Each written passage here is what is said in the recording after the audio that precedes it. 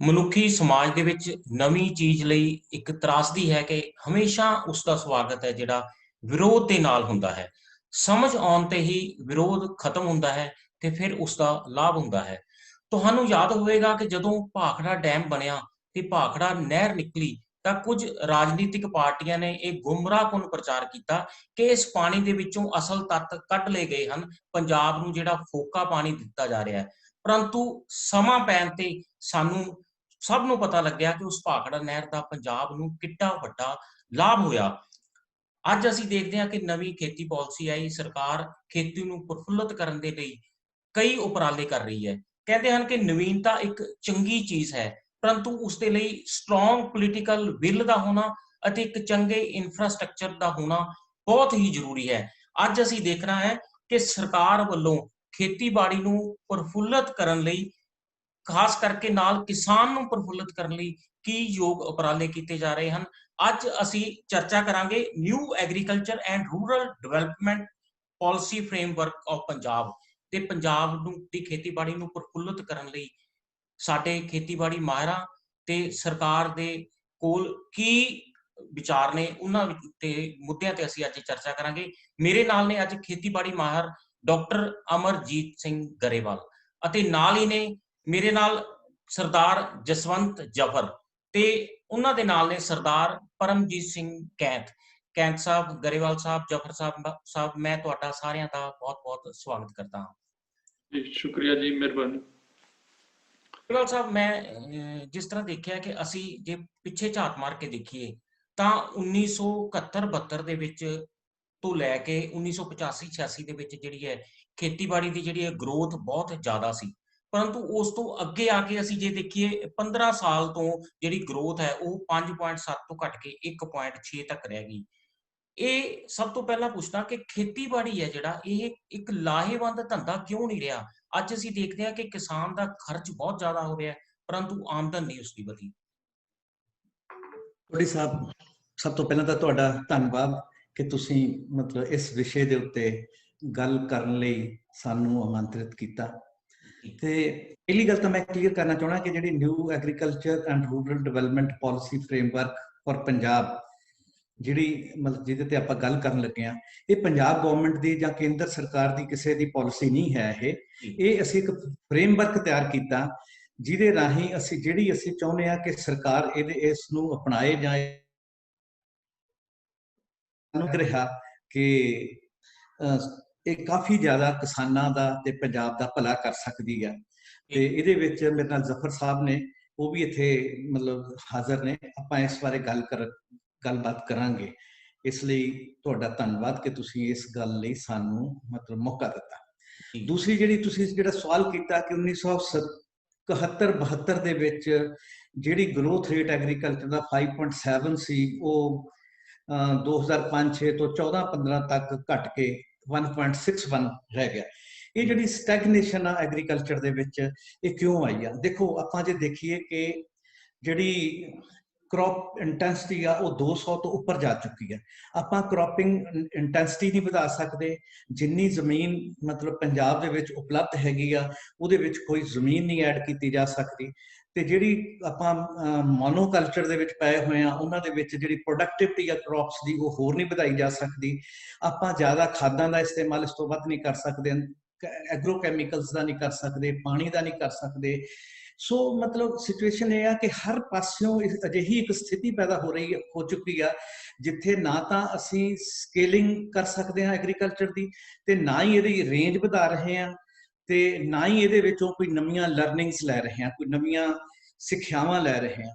ਜਿਹੜੀਆਂ ਵੀ ਸਾਨੂੰ ਚੁਣੌਤੀਆਂ ਸਾਹਮਣੇ ਆਉਂਦੀਆਂ ਨੇ, ਉਹਦੇ ਵਿੱਚੋਂ ਕੋਈ ਨਵੀਂ ਸਿੱਖਿਆ ਨਹੀਂ ਲੈ ਸਕਦੇ। ਸੋ ਮੈਂ ਸਮਝਦਾ ਕਿ 3 ਫੈਕਟਰ ਨੇ ਜਿਹੜੇ ਪੰਜਾਬ ਦੀ ਐਗਰੀਕਲਚਰ ਨੂੰ ਸਟੈਗਨੇਟ ਕਰ ਰਹੇ ਨੇ। ਦੂਸਰੀ ਗੱਲ ਇਹ ਵੀ ਆ ਕਿ ਪੰਜਾਬ ਦੀ ਐਗਰੀਕਲਚਰ ਸਿਰਫ ਇਹ ਨਹੀਂ ਕਿ ਪੰਜਾਬ ਦੇ ਕਿਸਾਨਾਂ ਦਾ ਹੀ ਬੁਰੀ ਹਾਲਤ ਆ, ਕਿਉਂਕਿ ਬਹੁਤੀ ਜਿਹੜੀ ਪੰਜਾਬ ਦੀ ਨਿਰਭਰਤਾ ਐਗਰੀਕਲਚਰ ਦੇ ਉੱਤੇ ਆ, ਇਸ ਕਰਕੇ ਸਮੁੱਚੇ ਤੌਰ ਤੇ ਪੰਜਾਬ ਵੀ ਮਤਲਬ ਇੱਕ ਸਟੈਗਨੇਸ਼ਨ ਦਾ ਹੀ ਸ਼ਿਕਾਰ ਹੈਗਾ, ਜਿਹਦੀਆਂ ਬਹੁਤ ਸਾਰੀਆਂ ਸੋਸ਼ਲ, ਪੋਲੀਟੀਕਲ, ਕਲਚਰਲ, ਇਕਨੋਮਿਕ ਜਿਹੜੀਆਂ ਰਿਪਰਕਸ਼ਨਸ ਨੇ, ਉਹ ਅਸੀਂ ਦੇਖਦੇ ਰਹਿੰਦੇ ਹਾਂ। ਜੀ ਜਫਰ ਸਾਹਿਬ, ਤੁਸੀਂ ਕੀ ਸੋਚਦੇ ਹੋ ਕਿ ਅੱਜ ਕਿਸਾਨ ਨੂੰ ਜਿਹੜਾ ਇੱਕ ਵਪਾਰੀ ਬਣਨ ਦੀ ਲੋੜ ਹੈ?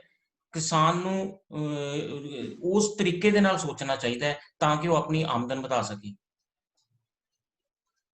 ਹਾਂ, ਇਹਦੇ ਬਾਰੇ ਸੋਢੀ ਸਾਹਿਬ ਇਸ ਤਰ੍ਹਾਂ ਕਿ ਜਿੱਥੋਂ ਤੱਕ ਅਸੀਂ ਐਗਰੀਕਲਚਰ ਦੀ ਪ੍ਰੋਡਕਟਿਵ ਦੀ ਸਟੈਗਨੇਸ਼ਨ ਦੀ ਗੱਲ ਕਰਦੇ ਹਾਂ, ਉਹ ਤਾਂ ਸ਼ਾਇਦ ਵਰਲਡ ਵਾਈਡ ਆ ਕਿ ਜਿੱਥੇ ਜਿੱਥੇ ਵੀ ਐਗਰੀਕਲਚਰ ਡਿਵੈਲਪ ਹੋ ਗਈ, ਉੱਥੇ ਇੱਕ ਸਮੇਂ ਤੇ ਜਾ ਕੇ ਉਹਨੇ ਸਟੈਗਨੇਟ ਹੋਣਾ ਹੀ ਹੁੰਦਾ। ਇਸ ਵੇਲੇ ਪੰਜਾਬ ਦੀ ਮੇਰਾ ਖਿਆਲ 1-1 ਇੰਚ ਜ਼ਮੀਨ ਹੈ ਜਿਹੜੀ ਉਹ ਉਪਜਾਊ ਹੋ ਚੁੱਕੀ ਆ, ਤੇ ਜਿਹੜੀਆਂ ਅਸੀਂ ਦਵਾਈਆਂ ਜ਼ਹਿਰਾਂ ਆ ਉਹ ਲੋੜ ਨਾਲੋਂ ਬਹੁਤ ਜ਼ਿਆਦਾ ਵੱਧ ਵਰਤੀਆਂ ਜਾਂਦੀਆਂ ਪੰਜਾਬ 'ਚ। ਪਹਿਲਾਂ ਤਾਂ ਦੱਸਣ ਵਾਲਾ ਹੀ ਥੋੜਾ ਵਧਾ ਕੇ ਦੱਸਦਾ, ਫਿਰ ਵੇਚਣ ਵਾਲਾ ਵਧਾ ਕੇ ਦੱਸਦਾ, ਫਿਰ ਪਾਉਣ ਵਾਲਾ ਜਿਹਨੂੰ ਮਜ਼ਦੂਰ ਨੂੰ ਦੱਸਦਾ ਉਹ ਵੀ ਵਧਾ ਕੇ ਦੱਸਦਾ, ਤੇ ਮਜ਼ਦੂਰ ਵੀ ਫਿਰ ਸੋਚਦਾ ਕਿ ਕਸਰ ਰਹਿ ਨਾ ਜਾਵੇ। ਇਸ ਕਰਕੇ ਅਸੀਂ ਦੁੱਗਣੀ ਤਿੱਗਣੀਆਂ ਖਰਚੇ ਇਦਾਂ ਵੀ ਕਰਦੇ ਆ। ਤੇ ਪੰਜਾਬ ਨੂੰ ਜਿੰਨਾ ਮੈਕੈਨਿਜ਼ਮ ਚਾਹੀਦਾ ਜਾਂ ਕਹ ਲਓ ਮਸ਼ੀਨਰੀ ਚਾਹੀਦੀ, ਉਹਦੇ ਨਾਲੋਂ ਕਿਉਂਕਿ ਉਹਦੀ ਆਪਟੀਮਮ ਯੂਟਿਲਾਈਜੇਸ਼ਨ ਹੀ ਉਹ ਕਈ ਗੁਣਾ ਜ਼ਿਆਦਾ, ਜਿੰਨੇ ਪੰਜਾਬ ਨੂੰ ਟਰੈਕਟਰ ਚਾਹੀਦੇ ਇੰਨੀ ਪ੍ਰੋਡਕਟਿਵਿਟੀ ਲਈ, ਉਤੋਂ ਸਾਡੇ ਕੋਲ ਟਰੈਕਟਰ ਵੀ ਵਧਿਆ ਤੇ ਬਾਕੀ ਮਸ਼ੀਨਰੀ ਵੀ ਵਧਿਆ, ਕਿਉਂਕਿ ਉਹਦੀ ਆਪਟੀਮਮ ਯੂਟਿਲਾਈਜੇਸ਼ਨ ਨਹੀਂ ਹੈ। ਇਸ ਕਰਕੇ ਸਾਡੇ ਕੋਲ ਇਦਾਂ ਦੇ ਮਾਡਲ ਹੋਣੇ ਚਾਹੀਦੇ ਜਿਹਦੇ ਨਾਲ ਸਾਡੇ ਰਸਾਇਣਾਂ ਦੀ ਵਰਤੋਂ ਵੀ ਆਪਟੀਮਮ ਹੋਵੇ, ਤੇ ਸਾਡੀ ਮਸ਼ੀਨਰੀ ਦੀ ਜਾਂ ਕਹ ਲਓ ਜਿਹੜੀ ਕਾਸਟ ਆਫ ਪ੍ਰੋਡਕਸ਼ਨ ਆ ਉਹ ਵੀ ਆਪਟੀਮਮ ਹੋਵੇ। ਇਹ ਵੱਡਾ ਮਸਲਾ ਹੈ। ਵਪਾਰੀ ਹੋਣ ਨਾਲੋਂ ਮਤਲਬ ਮਾਰਕੀਟ ਨਾਲੋਂ ਵੀ ਜਿਹੜੇ ਖਰਚ ਘਟਾਉਣ ਲਈ ਉਦੋਂ ਵੀ ਪਹਿਲਾਂ ਦੀਆਂ ਜ਼ਰੂਰਤਾਂ ਨੇ, ਉਹਦੇ ਲਈ ਸਾਡਾ ਚਾਹੇ ਉਹ ਕੋਆਪਰੇਟਿਵ ਹੋਵੇ ਜਾਂ ਪਿੰਡ ਪੱਧਰੀ ਹੋਵੇ ਜਾਂ ਭਾਈਚਾਰਕ ਹੋਵੇ, ਕੁਝ ਇਦਾਂ ਦੀਆਂ ਚੀਜ਼ਾਂ ਸਾਹਮਣੇ ਆਉਣਗੀਆਂ ਤਾਂ ਹੀ ਸਾਡੀ ਕਾਸਟ ਆਫ ਪ੍ਰੋਡਕਸ਼ਨ ਘਟੇਗੀ। ਤੇ ਜਿੱਥੋਂ ਤੱਕ ਉਹਦੇ ਪ੍ਰੋਡਿਊਸ ਦਾ ਮੁੱਲ ਦੇਣ ਦੀ ਗੱਲ ਆ, ਉਹ ਮੰਡੀ ਨੇ ਦੇਣਾ ਜਾਂ ਸਰਕਾਰ ਨੇ ਦੇਣਾ, ਉਹ ਸ਼ਾਇਦ ਫਾਰਮਰ ਦੇ ਉਹਨਾਂ ਹੱਥ 'ਚ ਨਹੀਂ ਹੈ। ਪਹਿਲਾਂ ਸਾਡੇ ਜਿਹੜੇ ਫਾਰਮਰ ਦੇ ਜਿਹੜੀਆਂ ਚੀਜ਼ਾਂ ਅਸੀਂ ਜਿਹਦੇ ਲਈ ਉਹਨੂੰ ਇੰਪਾਵਰ ਕਰ ਸਕਦੇ ਹਾਂ, ਜਿਹੜੀਆਂ ਉਹਦੇ ਹੱਥ 'ਚ ਦਿੱਤੀਆਂ ਜਾ ਸਕਦੀਆਂ, ਉਹਨਾਂ ਤੇ ਸਭ ਤੋਂ ਪਹਿਲਾਂ ਫੋਕਸ ਕਰਨ ਦੀ ਲੋੜ ਹੈ। ਜੀ ਡਾਕਟਰ ਸਾਹਿਬ, ਤੁਸੀਂ ਕੀ ਸੋਚਦੇ ਹੋ ਕਿ ਜਿਸ ਤਰ੍ਹਾਂ ਅਸੀਂ ਦੇਖਿਆ ਕਿ ਸਰਕਾਰ ਚਾਹੁੰਦੀ ਹੈ ਜਾਂ ਖੇਤੀਬਾੜੀ ਮਾਹਿਰ ਵੀ ਚਾਹੁੰਦੀ ਹੈ ਕਿ ਖੇਤੀ ਵਿਭਿੰਨਤਾ ਲਿਆਂਦੀ ਜਾਵੇ, ਵੀ ਖੇਤੀ ਵਿਭਿੰਨਤਾ ਲਿਆ ਕੇ ਸਰਕਾਰ ਦਾ ਉਦੇਸ਼ ਹੈ ਕਿ ਜ਼ਿਮੀਂਦਾਰ ਦੀ ਜਿਹੜੀ ਆਮਦਨ ਦੇ ਵਿੱਚ ਵਾਧਾ ਕੀਤਾ ਜਾਵੇ? ਕਿ ਖੇਤੀ ਵਿਭਿੰਨਤਾ ਲਿਆਉਣ ਨਾਲ ਜਿਹੜਾ ਕਿਸਾਨ ਆ ਉਹ ਆਤਮ ਨਿਰਭਰ ਬਣੇਗਾ, ਕਿਉਂਕਿ ਪੰਜਾਬ ਦੇ ਵਿੱਚ ਜ਼ਿਆਦਾਤਰ ਕਣਕ ਔਰ ਜੀਰੀ ਦੀ ਖੇਤੀ ਹੈ ਜਿਹੜੀ, ਉਹਦੇ ਉੱਤੇ ਹੀ ਜ਼ੋਰ ਦਿੱਤਾ ਜਾਂਦਾ ਹੈ। ਜਿਹੜੀ ਖੇਤੀ ਵਿਭਿੰਨਤਾ ਦੇ ਨਾਲ ਜਿਹੜੇ ਸਾਡੇ ਕੋਲ ਜਿਹੜੇ ਸਹਾਇਕ ਹੋਰ ਧੰਦੇ ਨੇ, ਉਹਨਾਂ ਨੂੰ ਪ੍ਰਮੋਟ ਕਰਨ ਦੇ ਵਿੱਚ ਕਿਤੇ ਨਾ ਕਿਤੇ ਅਸੀਂ ਪਛੜ ਰਹੇ ਹਾਂ ਜੀ। ਸਾਨੂੰ ਉਸ ਦੇ ਲਈ ਸਾਨੂੰ ਜਿਹੜਾ ਧਿਆਨ ਦੇਣਾ ਚਾਹੀਦਾ ਹੈ ਕਿ ਅਸੀਂ ਚਾਹੁੰਦੇ ਕੀ ਹਾਂ, ਕਿਉਂਕਿ ਆਉਣ ਵਾਲੀ ਸਾਡੀ ਜਿਹੜੀ ਕਿਸਾਨੀ ਔਰ ਜਵਾਨੀ ਹੈ, ਅਸੀਂ ਉਹਨਾਂ ਦੇ ਲਈ ਕੋਈ ਵਧੀਆ ਪ੍ਰੋਗਰਾਮ ਨਹੀਂ ਬਣਾ ਪਾ ਰਹੇ, ਕਿਉਂਕਿ ਜਿਸ ਤਰੀਕੇ ਦੇ ਨਾਲ ਸਾਨੂੰ ਚਾਹੀਦਾ ਕਿ ਸਾਨੂੰ ਦੇਸ਼ ਆਜ਼ਾਦ ਹੋਇਆ ਨੂੰ ਇੱਕ ਲੰਮਾ ਅਰਸਾ ਹੋ ਗਿਆ, ਹੁਣ ਸਾਨੂੰ ਜਿਹੜੇ ਰਿਫਾਰਮਸ ਹੈ ਉਹ ਕਰਨੇ ਚਾਹੀਦੇ ਨੇ ਜਿਹਦੇ ਨਾਲ ਕਿਸਾਨ ਆਤਮ ਨਿਰਭਰ ਹੋਏ। ਉਹਦੇ ਨਾਲ ਹੀ ਜਿਹੜਾ ਖੇਤੀ ਤੇ ਨਿਰਭਰ ਲੋਕ ਨੇ, ਜੇ ਉਹ ਉਹਨਾਂ ਦੇ ਨਾਲ ਜਿਹੜੇ ਕੰਮ ਵਟਾਉਣ ਵਾਲੇ ਨੇ, ਚਾਹੇ ਐਗਰੀਕਲਚਰ ਲੇਬਰ ਹੈ, ਖੇਤੀਬਾੜੀ ਦੇ ਉੱਤੇ ਨਿਰਭਰ ਜਿਹੜੀ ਲੇਬਰ ਹੈ, ਉਦੋਂ ਹੀ ਫਾਇਦਾ ਹੋਣਾ ਜਦੋਂ ਕਿਸਾਨ ਨੂੰ ਖੁਸ਼ਹਾਲੀ ਦਾ ਰਾਹ ਦਿਖੇਗਾ। ਔਰ ਇਸ ਖੁਸ਼ਹਾਲੀ ਦੇ ਰਾਹ ਦੇ ਲਈ ਸਾਨੂੰ ਖੇਤੀ ਵਿਭਿੰਨਤਾ ਹੈ ਜਿਹੜੀ, ਉਸ ਦੇ ਉੱਤੇ ਸਾਨੂੰ ਜਿਹੜਾ ਉਹ ਜ਼ੋਰ ਦੇਣਾ ਚਾਹੀਦਾ, ਜਿਹਦੇ ਨਾਲ ਅਸੀਂ ਜਿਹੜੀ ਆਰਗੈਨਿਕ ਜਿਹੜੀ ਆ ਫਾਰਮਿੰਗ ਕਰੀਏ, ਆ ਜਿਹੜੀ ਵੈਜੀਟੇਬਲ ਹੈ, ਫਰੂਟਸ ਹੈ, ਉਹਦੇ ਵੱਲ ਸਾਨੂੰ ਧਿਆਨ ਦੇਣਾ ਚਾਹੀਦਾ ਹੈ। ਔਰ ਇਹਦੇ ਨਾਲ ਨਾਲ ਜਿਹੜੇ ਹੈਲਥ ਕਾਰਡ ਨੇ, ਉਹਨਾਂ ਦਾ ਸਾਨੂੰ ਵਿਸ਼ੇਸ਼ ਜਿਹੜਾ ਉਹ ਧਿਆਨ ਦੇ ਕੇ ਕੰਮ ਕਰਨਾ ਚਾਹੀਦਾ ਹੈ ਕਿ ਮਿੱਟੀ ਦਾ ਜਿਹੜਾ ਉਪਜ ਹੈ ਕਿਤੋਂ ਜ਼ਿਆਦਾ ਵੱਧ ਸਕਦੀ ਹੈ, ਕਿਹੜੀ ਚੀਜ਼ ਕਿਹੜੀ ਮਾਤਰਾ ਵਿੱਚ ਸਾਨੂੰ ਬੀਜਣੀ ਚਾਹੀਦੀ ਹੈ, ਜਿਹਦੇ ਨਾਲ ਕਿਸਾਨ ਦੀ ਜਿਹੜੀ ਇਨਕਮ ਹੈ ਜਿਹੜੀ ਉਹ ਵਧਣੀ ਚਾਹੀਦੀ ਹੈ ਕਿ ਉਹ ਆਤਮ ਨਿਰਭਰ ਬਣੇ। ਔਰ ਇਸ ਤਰ੍ਹਾਂ ਦੇ ਜਦੋਂ ਰਿਫਾਰਮਸ ਆਉਂਦੇ ਨੇ, ਅਸੀਂ ਦੇਖਦੇ ਹਾਂ ਕਿ ਉਹਦੇ ਵਿੱਚ ਲੋਕ ਉਹਨਾਂ ਦੇ ਲਈ ਤਿਆਰ ਨਹੀਂ ਹੁੰਦੇ। ਜਦੋਂ ਰਿਫਾਰਮਸ ਆਣੇ ਸ਼ੁਰੂ ਹੁੰਦੇ ਨੇ, ਰਿਫਾਰਮਸ ਦੇ ਨਾਲ, ਕਿਉਂਕਿ ਸਾਰਿਆਂ ਨੂੰ ਪਹਿਲਾਂ ਤਾਂ ਆਪਣੇ ਆਪ ਨੂੰ ਡਰ ਲੱਗਦਾ ਹੈ, ਉਸ ਡਰ ਤੋਂ ਨਿਕਲਣ ਦੇ ਲਈ ਸਾਨੂੰ ਜਿਹੜਾ ਇਸ ਡਿਵਰਸਿਫਿਕੇਸ਼ਨ ਹੈ, ਜਿਹੜੀ ਕ੍ਰੌਪ ਦੀ ਡਿਵਰਸਿਫਿਕੇਸ਼ਨ ਹੈ, ਉਹਦੇ ਵੱਲ ਸਾਨੂੰ ਧਿਆਨ ਦੇਣਾ ਚਾਹੀਦਾ। ਖੇਤੀ ਵਿਭਿੰਨਤਾ ਜਿਹੜੀ ਹੈ, ਉਹ ਖੇਤੀ ਵਿਭਿੰਨਤਾ ਜਿਹੜੀ ਉਹਨੂੰ ਸਾਡੇ ਜਿਹੜੇ ਮਾਹਰ ਨੇ, ਗਰੇਵਾਲ ਸਾਹਿਬ ਨੇ, ਜਸਵੰਤ ਜੀ ਨੇ, ਜਾਂ ਤੁਸੀਂ ਜੋ ਇਸ ਨੂੰ ਮੀਟਿੰਗ ਨੂੰ ਕੰਡਕਟ ਕੀਤਾ, ਅਸੀਂ ਇਸ ਤੇ ਬੈਠ ਕੇ ਜਿਹੜੀ ਇਸ ਤੇ ਵਿਚਾਰ ਚਰਚਾ ਕਰ ਰਹੇ ਹਾਂ। ਵਿਚਾਰ ਚਰਚਾ ਇਹ ਹੈ ਕਿ ਕਿਸਾਨ ਕਿਸ ਤਰੀਕੇ ਨਾਲ ਆਤਮ ਨਿਰਭਰ ਬਣੇ ਔਰ ਉਹਨਾਂ ਤੇ ਜਿਹੜੇ ਨਿਰਭਰ ਲੋਕ ਨੇ, ਖੇਤੀ ਤੇ ਨਿਰਭਰ ਲੋਕ ਨੇ, ਉਹ ਖੁਸ਼ਹਾਲ ਕਿਵੇਂ ਹੋਣ। ਇਹ ਸਾਡੀ ਸਾਰਿਆਂ ਦੀ ਜਿਹੜੀ ਇੱਕ ਕੋਸ਼ਿਸ਼ ਹੈ, ਉਸ ਕੋਸ਼ਿਸ਼ ਦੇ ਵਿੱਚ ਅਸੀਂ ਵੀ ਰਲ ਕੇ ਸਾਰੇ ਜਿਹੜਾ ਯੋਗਦਾਨ ਪਾਉਣਾ ਚਾਹ ਰਹੇ ਹਾਂ। ਗਰੇਵਾਲ ਸਾਹਿਬ, ਜਿਸ ਤਰ੍ਹਾਂ ਅਸੀਂ ਦੇਖਿਆ ਕਿ new agriculture and rural development policy framework ਜਿਹੜਾ ਪੰਜਾਬ ਦੇ ਲਈ ਅਸੀਂ ਸੋਚਦੇ ਹਾਂ, ਜੋ ਵੀ ਪੰਜਾਬ ਦੇ ਲਈ ਚਿੰਤਕ ਹੈ, ਉਹ ਨਵੇਂ ਪਾਲਿਸੀ ਫਰੇਮ ਦੇ ਵਿੱਚ ਕਿਹੜੀਆਂ ਚੀਜ਼ਾਂ ਤੁਸੀਂ ਲੈ ਕੇ ਆਉਣਾ ਚਾਹੁੰਦੇ ਹੋ ਜਿਹੜੀਆਂ ਪੰਜਾਬ ਦੇ ਵਿੱਚ ਲਾਗੂ ਹੋਣੀਆਂ ਚਾਹੀਦੀਆਂ? ਜੀ, ਜਿਵੇਂ ਆਪਾਂ ਗੱਲ ਕਰ ਰਹੇ ਸੀ ਕਿ ਪੰਜਾਬ ਨੂੰ ਪ੍ਰਮੁੱਖ ਤੌਰ ਤੇ ਤਿੰਨੋਂ ਕਿਸਮ ਦੇ ਕ੍ਰਾਈਸਿਸ ਦਾ ਸਾਹਮਣਾ ਕਰਨਾ ਪੈ ਰਿਹਾ ਹੈ ਇਸ ਵੇਲੇ।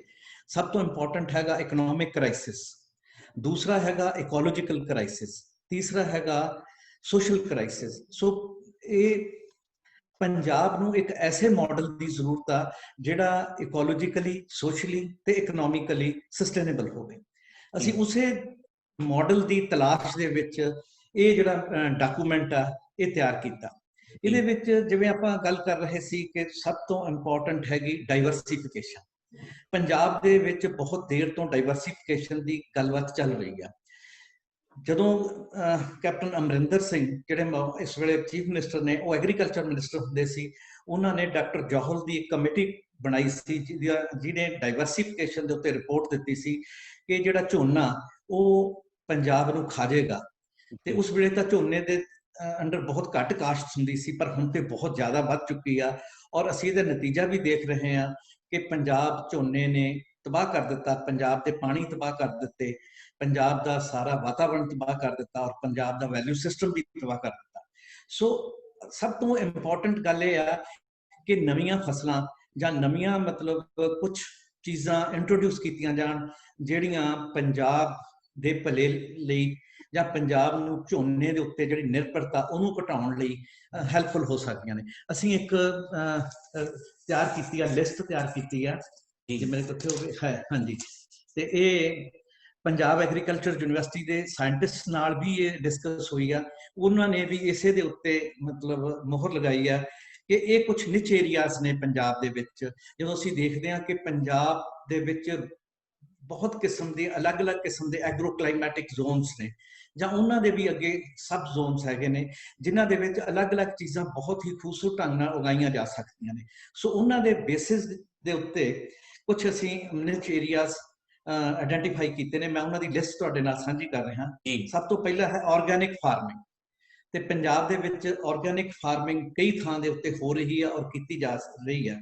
ਦੂਸਰਾ ਹੈਗਾ ਕਿੰਨੂ ਦੀ ਕਾਸ਼ਤ ਜੀ, ਫਿਰ ਗੋਵਾ ਅਮਰੂਦ ਦੀ ਕਾਸ਼ਤ, ਇਸੇ ਤਰ੍ਹਾਂ ਅੰਗੂਰ ਦੀ ਕਾਸ਼ਤ, ਫਿਰ ਗੁੜ ਦੀਆਂ ਬਹੁਤ ਸਾਰੀਆਂ ਪੋਸੀਬਿਲਿਟੀਜ਼ ਹੈਗੀਆਂ ਨੇ, ਫਿਰ ਵੈਲਿਊ ਐਡਿਡ ਜਿਹੜੀ ਪ੍ਰੋਡਕਟਸ ਨੇ ਜਿਹੜੀਆਂ ਕਾਰਨ ਤੋਂ ਬਣ ਸਕਦੀਆਂ ਨੇ, ਫਿਰ ਮੈਡੀਸਿਨਲ ਪਲਾਂਟਸ ਨੇ, ਹਰਬਸ, ਫਿਰ ਹਨੀ ਹੈ, ਮਸ਼ਰੂਮਸ ਨੇ, ਗੋਟ ਫਾਰਮਿੰਗ ਹੈ, ਫਿਸ਼ ਫਾਰਮਿੰਗ ਹੈ, ਪੋਲਟਰੀ ਹੈ, ਤੇ ਮਿਲਕ ਪ੍ਰੋਡਕਟਸ ਨੇ, ਫਲੋਰੀਕਲਚਰ ਆ, ਵੈਜੀਟੇਬਲਸ ਨੇ, ਬਾਸਮਤੀ ਆ, ਪਲਸਿਸ ਨੇ, ਵੀਟ ਪ੍ਰੋਡਕਟਸ ਨੇ, ਟੈਕਸਟਾਈਲ ਕ੍ਰਾਫਟਸ ਨੇ, ਦੂਸਰੇ ਕ੍ਰਾਫਟਸ ਨੇ, ਟ੍ਰੈਡੀਸ਼ਨਲ ਫੂਡ ਪ੍ਰੋਡਕਟਸ ਹੈਗੀਆਂ ਨੇ, ਫਿਰ ਕਲਚਰਲ ਇੰਡਸਟਰੀਜ਼ ਹੈਗੀਆਂ ਨੇ। ਇਸ ਤਰ੍ਹਾਂ ਬਹੁਤ ਸਾਰੇ ਏਰੀਆਜ਼ ਨੇ ਜਿਹੜੇ ਅਸੀਂ ਆਇਡੈਂਟੀਫਾਈ ਕੀਤੇ ਨੇ ਅਰਾਊਂਡ 27 ਦੇ ਨੇੜੇ, ਜਿਹੜੇ ਪੰਜਾਬ ਦੇ ਵੱਖ-ਵੱਖ ਇਲਾਕਿਆਂ ਦੇ ਵਿੱਚ ਬਹੁਤ ਕਾਮਯਾਬੀ ਨਾਲ ਚਲਾਏ ਜਾ ਸਕਦੇ। ਇਹਦੇ ਵਿੱਚ ਜਿਹੜੀ ਚੀਜ਼ ਦਾ ਸਭ ਤੋਂ ਵੱਧ ਧਿਆਨ ਰੱਖਿਆ ਗਿਆ ਉਹ ਇਹ ਆ ਕਿ ਉਹ ਪ੍ਰੋਡਕਟਸ ਸਿਲੈਕਟ ਕੀਤੀਆਂ ਜਾਣ ਜਿਨ੍ਹਾਂ ਦੀ ਪ੍ਰੋਸੈਸਿੰਗ ਲਈ, ਜਿਨ੍ਹਾਂ ਦੀ ਵੈਲਿਊ ਐਡੀਸ਼ਨ ਲਈ ਹਾਊਸ ਹੋਲਡ ਦੀ ਪੱਧਰ ਤੇ ਜਾਂ ਪਿੰਡ ਦੀ ਪੱਧਰ ਦੇ ਉੱਤੇ ਇਕੁਅਲੀ ਐਫੀਸ਼ੀਐਂਟ ਜਿਹੜੀ ਟੈਕਨੋਲੋਜੀ ਆ ਉਹ ਅਵੇਲੇਬਲ ਹੋਵੇ। ਮੀਨਸ ਕਿ ਅਸੀਂ ਇਹਨਾਂ ਲਈ ਬਹੁਤ ਵੱਡੇ ਸਕੇਲ ਦੇ ਉੱਤੇ ਇਹਨਾਂ ਦੀ ਪ੍ਰੋਸੈਸਿੰਗ ਦੀ ਥਾਂ ਜੇ ਘਰ ਦੇ ਲੈਵਲ ਦੇ ਉੱਤੇ ਜਾਂ ਪਿੰਡ ਦੇ ਪੱਧਰ ਦੇ ਉੱਤੇ ਇਹਨਾਂ ਦੀ ਪ੍ਰੋਸੈਸਿੰਗ ਕੀਤੀ ਜਾਵੇ ਤਾਂ ਵੀ ਉਹ ਇਕੁਅਲੀ ਕੰਪੀਟੀਟਿਵ ਹੋਏਗੀ ਐਸ ਕੰਪੇਅਰ ਟੂ ਬੜੇ ਵੱਡੇ ਸਕੇਲ ਦੇ ਉੱਤੇ ਜੇ ਕੀਤੀ ਜਾ ਰਹੀ ਹੈ। ਸੋ ਮਤਲਬ ਇੱਕ ਤੇ ਇਹ ਆ ਕਿ ਇਹਨਾਂ ਦੀ ਜਿਹੜੀ ਟੈਕਨੋਲੋਜੀ ਆ ਉਹ ਬਹੁਤ ਹੱਦ ਤੱਕ ਅਵੇਲੇਬਲ ਹੈਗੀ ਆ ਇੰਟਰਨੈਸ਼ਨਲੀ, ਨੈਸ਼ਨਲੀ ਔਰ ਸਟੇਟ ਲੈਵਲ ਦੇ ਉੱਤੇ ਵੀ। ਕਈ ਚੀਜ਼ਾਂ ਇਹਦੇ ਵਿੱਚ ਸੀਗੀਆਂ ਜਿਹੜੀਆਂ ਸਾਇੰਟਿਸਟ ਦਾ ਵਿਚਾਰ ਸੀ ਕਿ ਸ਼ਾਇਦ ਉਹ ਇਸ ਛੋਟੇ ਸਕੇਲ ਦੇ ਉੱਤੇ ਇੰਡੀਆ ਦੇ ਵਿੱਚ ਮੌਜੂਦ ਨਹੀਂ ਹੈਗੀਆਂ, ਉਪਲਬਧ ਨਹੀਂ ਹੈਗੀਆਂ, ਪਰ ਉਹ ਚਾਈਨਾ ਵਰਗੇ ਬਹੁਤ ਸਾਰੇ ਕੰਟਰੀਜ਼ ਦੇ ਵਿੱਚ ਉਪਲਬਧ ਹੈਗੀਆਂ ਜਿਹੜੀਆਂ ਇੱਥੇ ਆਈਆਂ ਨੇ। ਪਰ ਮੈਂ ਸਮਝਦਾ ਕਿ ਸਾਡੇ ਜਿਹੜੇ ਪਿੰਡਾਂ ਦੇ ਵਿੱਚ ਮਿਸਤਰੀ ਵੀ ਨੇ ਈਵਨ, ਉਹ ਇੰਨੇ ਕਾਮਯਾਬ ਨੇ, ਇੰਨੇ ਨਿਪੁੰਨ ਨੇ, ਇੰਨੇ ਪ੍ਰਵੀਨ ਨੇ ਆਪਣੇ ਕੰਮਾਂ ਦੇ ਵਿੱਚ ਕਿ ਉਹ ਇਹਨਾਂ ਨੂੰ ਆਪਣਾ ਕਸਟਮਾਈਜ਼ ਕਰ ਸਕਦੇ ਆ, ਆਪਣੇ ਲੋੜਾਂ ਅਨੁਸਾਰ ਇਹਨਾਂ ਵਿੱਚ ਲੋੜੀਂਦੀਆਂ ਤਬਦੀਲੀਆਂ ਕਰਕੇ ਇਹਨਾਂ ਨੂੰ ਯੂਜ਼ ਕਰ ਸਕਦੇ ਨੇ। ਸੋ ਜਿਹੜਾ ਦੂਸਰਾ ਪਰਪਸ ਹੈਗਾ ਉਹ ਇਹ ਹੈਗਾ ਇਹਦੀ ਪ੍ਰੋਸੈਸਿੰਗ ਜਾਂ ਇਹਦੀ ਵੈਲਿਊ ਐਡੀਸ਼ਨ। ਤੀਜਾ ਬਹੁਤ ਜ਼ਿਆਦਾ ਇੰਪੋਰਟੈਂਟ ਜਿਹੜਾ ਹੈਗਾ ਜਿਹਦੇ ਕਰਕੇ ਹੁਣ ਤੱਕ ਅਸੀਂ ਨਹੀਂ ਕਰ ਸਕੇ, ਇਹਨਾਂ ਨੂੰ ਕਾਮਯਾਬ ਨਹੀਂ ਕਰ ਸਕੇ, ਉਹ ਹੈਗਾ ਮਾਰਕੀਟਿੰਗ ਦਾ ਇਸ਼ੂ ਕਿ ਇਹਨਾਂ ਦੀ ਕਿਸ ਢੰਗ ਨਾਲ ਮਾਰਕੀਟਿੰਗ ਕੀਤੀ ਜਾਵੇ ਤਾਂ ਕਿ ਮਤਲਬ ਇਹ ਚੀਜ਼ਾਂ ਕਈ ਵਾਰ ਆਪਾਂ ਦੇਖਦੇ ਹਾਂ ਕਿ ਚੀਜ਼ਾਂ ਸੜਕਾਂ ਤੇ ਰੁਲ ਰਹੀਆਂ ਨੇ, ਉਸ ਤੋਂ ਬਾਅਦ ਉਹ ਫਿਰ ਬਹੁਤ ਮਹਿੰਗੀਆਂ ਵਿਕਣ ਲੱਗ ਜਾਂਦੀਆਂ ਨੇ। ਤੇ ਜਿਹੜੇ ਤਾਂ ਵੱਡੇ ਲੋਕ ਨੇ ਉਹ ਤਾਂ ਇੰਟਰਨੈਸ਼ਨਲ ਲੈਵਲ ਤੇ ਇਹਦੀ ਟ੍ਰੇਡਿੰਗ ਵੀ ਮਾਰਕੀਟਿੰਗ ਕਰਦੇ ਕਰ ਨੇ ਲੈਂਦੇ ਆ। ਤੇ ਮਾਰਕੀਟਿੰਗ ਵੀ ਕਰਦੇ ਨੇ, ਉਹਨਾਂ ਕੋਲ ਬਹੁਤ ਸਾਰੇ ਇੰਟੈਲੀਜੈਂਟ ਨੈਟਵਰਕਸ ਹੈਗੇ ਜਿਹਦੇ ਨਾਲ ਉਹ ਕਰ ਸਕਦੇ ਨੇ। ਪਰ ਇੱਕ ਆਮ 2-4 ਏਕੜ ਵਾਲੇ ਕਿਸਾਨ ਲਈ ਇਹ ਬਹੁਤ ਵੱਡੀ ਪ੍ਰੋਬਲਮ ਆ। ਔਰ ਇਹ ਜਿਹੜੀ ਸਕੀਮ ਹੈ ਇਹ ਪ੍ਰਾਇਮਰੀਲੀ ਉਹਨਾਂ ਛੋਟੇ ਤੇ ਜਿਹੜੇ ਸੀਮਾਂਤ ਜਿਹੜੇ ਮਾਰਜਨਲ ਫਾਰਮਰਸ ਨੇ ਉਹਨਾਂ ਦੇ ਲਈ ਹੀ ਆਪਾਂ ਇਹ ਫਰੇਮਵਰਕ ਤਿਆਰ ਕਰਨ ਦੀ ਕੋਸ਼ਿਸ਼ ਕਰ ਰਹੇ ਹਾਂ। ਸੋ ਇਸ ਦਿਸ਼ਾ ਦੇ ਵਿੱਚ ਅੱਜ ਤੋਂ ਮਤਲਬ 5 ਸਾਲ ਪਹਿਲਾਂ ਇਹ ਗੱਲ ਬਾਰੇ ਸੋਚਿਆ ਵੀ ਨਹੀਂ ਸੀ ਜਾ ਸਕਦਾ, ਪਰ ਹੁਣ ਜਿਹੜੀ ਮਲਟੀ ਸਾਈਡਡ AI ਪਾਵਰਡ ਜਿਹੜੇ ਪਲੇਟਫਾਰਮ ਟੈਕਨੋਲੋਜੀ ਆਈ ਆ, ਉਹਨੇ ਸਾਰਾ ਕੁਝ ਸੰਭਵ ਕਰ ਦਿੱਤਾ ਕਿ ਕਿਵੇਂ ਛੋਟੇ ਛੋਟੇ ਜਿਹੜੇ 1-1 2-2 ਏਕੜ ਵਾਲੇ ਜਾਂ ਘਰਾਂ ਦੇ ਵਿੱਚ ਬੈਠੇ ਹੋਏ ਦਲਿਤ ਪਰਿਵਾਰ ਜਾਂ ਲੇਡੀਜ਼ ਜਿਹੜੀਆਂ ਘਰਾਂ ਦੇ ਵਿੱਚ ਕੋਈ ਮਤਲਬ ਜਿਨ੍ਹਾਂ ਕੋਲ ਇਸ ਤਰ੍ਹਾਂ ਦਾ ਕਮਾਈ ਦਾ ਸਾਧਨ ਨਹੀਂ ਹੈ, ਉਹਨਾਂ ਦੇ ਲਈ ਵੀ ਇੱਕ ਐਗਰੀਗੇਟਿੰਗ ਮਤਲਬ ਇੱਕ ਪਲੇਟਫਾਰਮ ਕ੍ਰੀਏਟ ਕੀਤਾ ਜਾ ਸਕਦਾ, ਜਿਹੜਾ ਪਲੇਟਫਾਰਮ ਆਰਗੇਨਾਈਜ਼ਡ ਤੇ ਅਨਆਰਗੇਨਾਈਜ਼ਡ ਜਿੰਨੇ ਸੈਕਟਰਸ ਨੇ ਰਿਲੇਟਡ ਟੂ ਐਗਰੀਕਲਚਰ ਉਹਨਾਂ ਦੀ ਐਗਰੀਗੇਸ਼ਨ ਕਰ ਸਕਦਾ। ਸੋ ਇਸ ਤਰ੍ਹਾਂ ਨਾਲ ਇਹ 3 ਲੈਵਲ ਦੇ ਉੱਤੇ ਆਪਾਂ ਮਤਲਬ ਇਸ ਚੀਜ਼ ਨੂੰ ਦੇਖ ਰਹੇ ਹਾਂ ਕਿ ਜਿਹੜੀ ਡਾਈਵਰਸੀਫਿਕੇਸ਼ਨ ਆ ਉਨੀ ਦੇਰ ਕਾਮਯਾਬ ਨਹੀਂ ਹੋ ਸਕਦੀ ਜਿੰਨੀ ਦੇਰ ਤੱਕ ਉਹਦੀ ਮੰਡੀਕਰਨ ਦਾ, ਉਹਦੀ ਇੰਟੈਲੀਜੈਂਸ ਦਾ, ਉਹਦੀ ਪ੍ਰੋਸੈਸਿੰਗ ਦਾ ਜੋ ਪ੍ਰਬੰਧ ਨਹੀਂ ਹੁੰਦੇ। ਜਫਰ ਸਾਹਿਬ, ਕੀ ਤੁਸੀਂ ਸੋਚਦੇ ਹੋ ਕਿ ਅੱਜ ਜੇ ਅਸੀਂ ਇਹ ਹਕੀਕਤ ਦੇਖੀਏ ਤਾਂ ਕਿਸਾਨ ਜਿਹੜਾ ਕਰਜ਼ੇ ਹੇਠ ਦੱਬਿਆ ਹੋਇਆ, ਖਾਸ ਕਰਕੇ ਛੋਟਾ ਕਿਸਾਨ ਆ, ਉਹ ਬਿਲਕੁਲ ਮਰਿਆ ਹੋਇਆ ਇਸ ਵਾਰੀ। ਜਿਸ ਤਰ੍ਹਾਂ ਡਾਈਵਰਸੀਫਿਕੇਸ਼ਨ ਦੀ ਗੱਲ ਕੀਤੀ ਜਾਂ ਖੇਤੀ ਵਿਭਿੰਨਤਾ ਦੀ ਗੱਲ ਕੀਤੀ, ਅੱਜ ਉਹ ਇੰਨਾ ਯੋਗ ਨਹੀਂ ਹੈ ਕਿ ਇਹ ਸਾਰਾ ਕੁਝ ਆਪਣੇ ਆਪ ਕਰ ਸਕੇ। ਕੀ ਤੁਸੀਂ ਸੋਚਦੇ ਹੋ ਕਿ ਸਰਕਾਰ ਉਹਨੂੰ ਸਹਾਰਾ ਦਊਗੀ, ਉਹਨੂੰ ਮੋਢਾ ਦਊਗੀ, ਉਹਦੇ ਲਈ ਕਰਜ਼ਾ ਮੁਹੱਈਆ ਕਰਵਾ ਸਕਦੀ ਹੈ? ਕਿਉਂਕਿ ਜਦੋਂ ਤੱਕ ਉਹ ਆਰਥਿਕ ਸਹਾਇਤਾ ਨਹੀਂ ਮਿਲਦੀ, ਕਿਸਾਨ ਇਸ ਵੇਲੇ ਕੁਝ ਵੀ ਨਹੀਂ ਕਰ ਸਕਦਾ। ਬਿਲਕੁਲ ਸੋਢੀ ਸਾਹਿਬ, ਇਹ ਨਾ ਕਿਸਾਨੀ ਦੀ ਜਿਹੜੀ ਸਹਾਇਤਾ ਦੀ ਤੌਰ ਤੇ ਜੋ ਸਰਕਾਰ ਕਰਦੀ ਹੈ, ਮੁੱਖ ਤੌਰ ਤੇ ਸਬਸਿਡੀਜ਼ ਦੇ ਰੂਪ ਚ ਕਰਦੀ ਹੈ। ਉਹ ਸਬਸਿਡੀਜ਼ ਨੂੰ ਉਹ ਸਾਡੀ ਜਿਹੜਾ ਸਬਸਿਡੀ ਸਿਸਟਮ ਆ ਜਾਂ ਉਹਦੇ ਜਿਹੜੇ ਪ੍ਰਤੀਮਾਨ ਨੇ, ਨਾ ਤਾਂ ਉਹ ਤਰਕ ਸੰਗਤ ਨੇ ਨਾ ਉਹ ਨਿਆਂ ਸੰਗਤ ਨੇ ਜੀ। ਤੇ ਮਿਸਾਲ ਦੇ ਤੌਰ ਤੇ ਜਿਹੜਾ ਸਾਡਾ ਪੰਪ ਸੈਟ ਨਾਲ ਇਰੀਗੇਸ਼ਨ ਅਸੀਂ ਜਿਹੜੀ ਕਰਦੇ ਹਾਂ, ਟਿਊਬਵੈਲਾਂ ਨਾਲ ਇਰੀਗੇਸ਼ਨ ਕਰਦੇ ਹਾਂ, ਉਹ 'ਚ ਸਭ ਤੋਂ ਸਸਤੀ ਬਿਜਲੀ ਨਾਲ ਇਰੀਗੇਸ਼ਨ ਪੈਂਦੀ ਸੀਗੀ ਤੇ ਸਭ ਤੋਂ ਮਹਿੰਗੀ ਡੀਜ਼ਲ ਨਾਲ ਪੈਂਦੀ ਆ। ਤੇ ਅਸੀਂ ਜਿਹੜਾ ਸਭ ਤੋਂ ਸਸਤੀ ਸੀ ਉਹਨੂੰ ਤਾਂ 100% ਸਬਸਿਡੀ ਕਰਤੀ, ਉਹਦੀ ਬਿਜਲੀ ਮਾਫ ਕਰਤੀ। ਤੇ ਜਿਹੜਾ ਸਭ ਤੋਂ ਮਹਿੰਗੀ ਡੀਜ਼ਲ ਵਾਲੀ ਉਹ ਗਰੀਬ ਮੁਕਾਬਲਤਨ ਗਰੀਬ ਕਿਸਾਨ ਸੀ, ਉਹਦੀ ਸਬਸਿਡੀ ਅਸੀਂ 0 ਹੀ ਰਹਿਣ ਦਿੱਤੀ ਜੀ।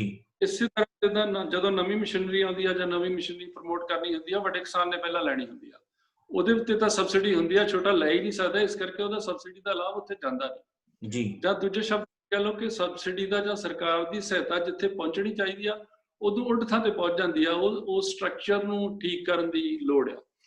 ਜੇ ਟਿਊਬਵੈਲਾਂ ਦੀ ਅਸੀਂ ਦੇਖੀਏ ਸਬਸਿਡੀ, ਤੇ ਇਸ ਵੇਲੇ ਜਿੰਨੀ ਵੀ ਟਿਊਬਵੈਲਾਂ ਦੀ ਸਬਸਿਡੀ ਆ ਉਹ ਛੋਟੇ ਤੇ ਵੱਧ ਲੋੜਵੰਦ ਕੋਲ ਨਹੀਂ ਪਹੁੰਚਦੀ। ਉਹਦਾ ਇੱਕ ਤਰੀਕਾ ਸਾਰੀਆਂ ਸਬਸਿਡੀਆਂ ਨੂੰ ਜੋੜ ਲਿਆ ਜਾਵੇ। ਪੰਜਾਬ ਦੇ ਟਿਊਬਵੈਲ ਤੇ ਜਿੰਨੀ ਗਵਰਨਮੈਂਟ ਟੋਟਲ ਸਬਸਿਡੀ ਦਿੰਦੀ, ਪਲੱਸ ਜਿੰਨੀ ਮਸ਼ੀਨਰੀ ਤੇ ਦਿੰਦੀ, ਪਲੱਸ ਜਿੰਨੀ ਦਵਾਈਆਂ ਤੇ ਦਿੰਦੀ, ਪਲੱਸ ਜਿੰਨੀਆਂ ਵੀ ਚੀਜ਼ਾਂ ਤੇ ਦਿੰਦੀ, ਉਹਨੂੰ ਪਰ ਏਕੜ ਡਿਵਾਈਡ ਕਰ ਲਿਆ ਜਾਵੇ ਕਿ ਪਰ ਏਕੜ ਸਰਕਾਰ ਇੰਨੀ ਸਬਸਿਡੀ ਬਣ ਗਈ, ਤੇ ਪਰ ਏਕੜ ਹੀ ਦਿੱਤੀ ਜਾਵੇ ਕਿ ਜਿਹੜੇ ਕਲਟੀਵੇਟਰ ਦੇ ਨਾਂ ਤੇ ਜਿਹੜੀ ਗਦਾਵਰੀ ਹੋਵੇ ਉੱਥੇ ਖਾਨੇ ਵਿੱਚ ਉਹਦਾ ਬੈਂਕ ਅਕਾਊਂਟ ਹੋਵੇ ਤੇ ਉਹਦੇ ਹਿਸਾਬ ਨਾਲ ਉਹਨੂੰ ਜਾਵੇ। ਉਹਦੇ ਨਾਲ ਕੀ ਹੋਊਗਾ ਕਿ ਇਹ ਰੈਸ਼ਨਲ ਵੀ ਹੋਏਗੀ, ਜਸਟ ਵੀ ਹੋਏਗੀ, ਨਿਆਂ ਸੰਗਤ ਵੀ ਹੋਏਗੀ, ਤਰਕ ਸੰਗਤ ਵੀ ਹੋਏਗੀ।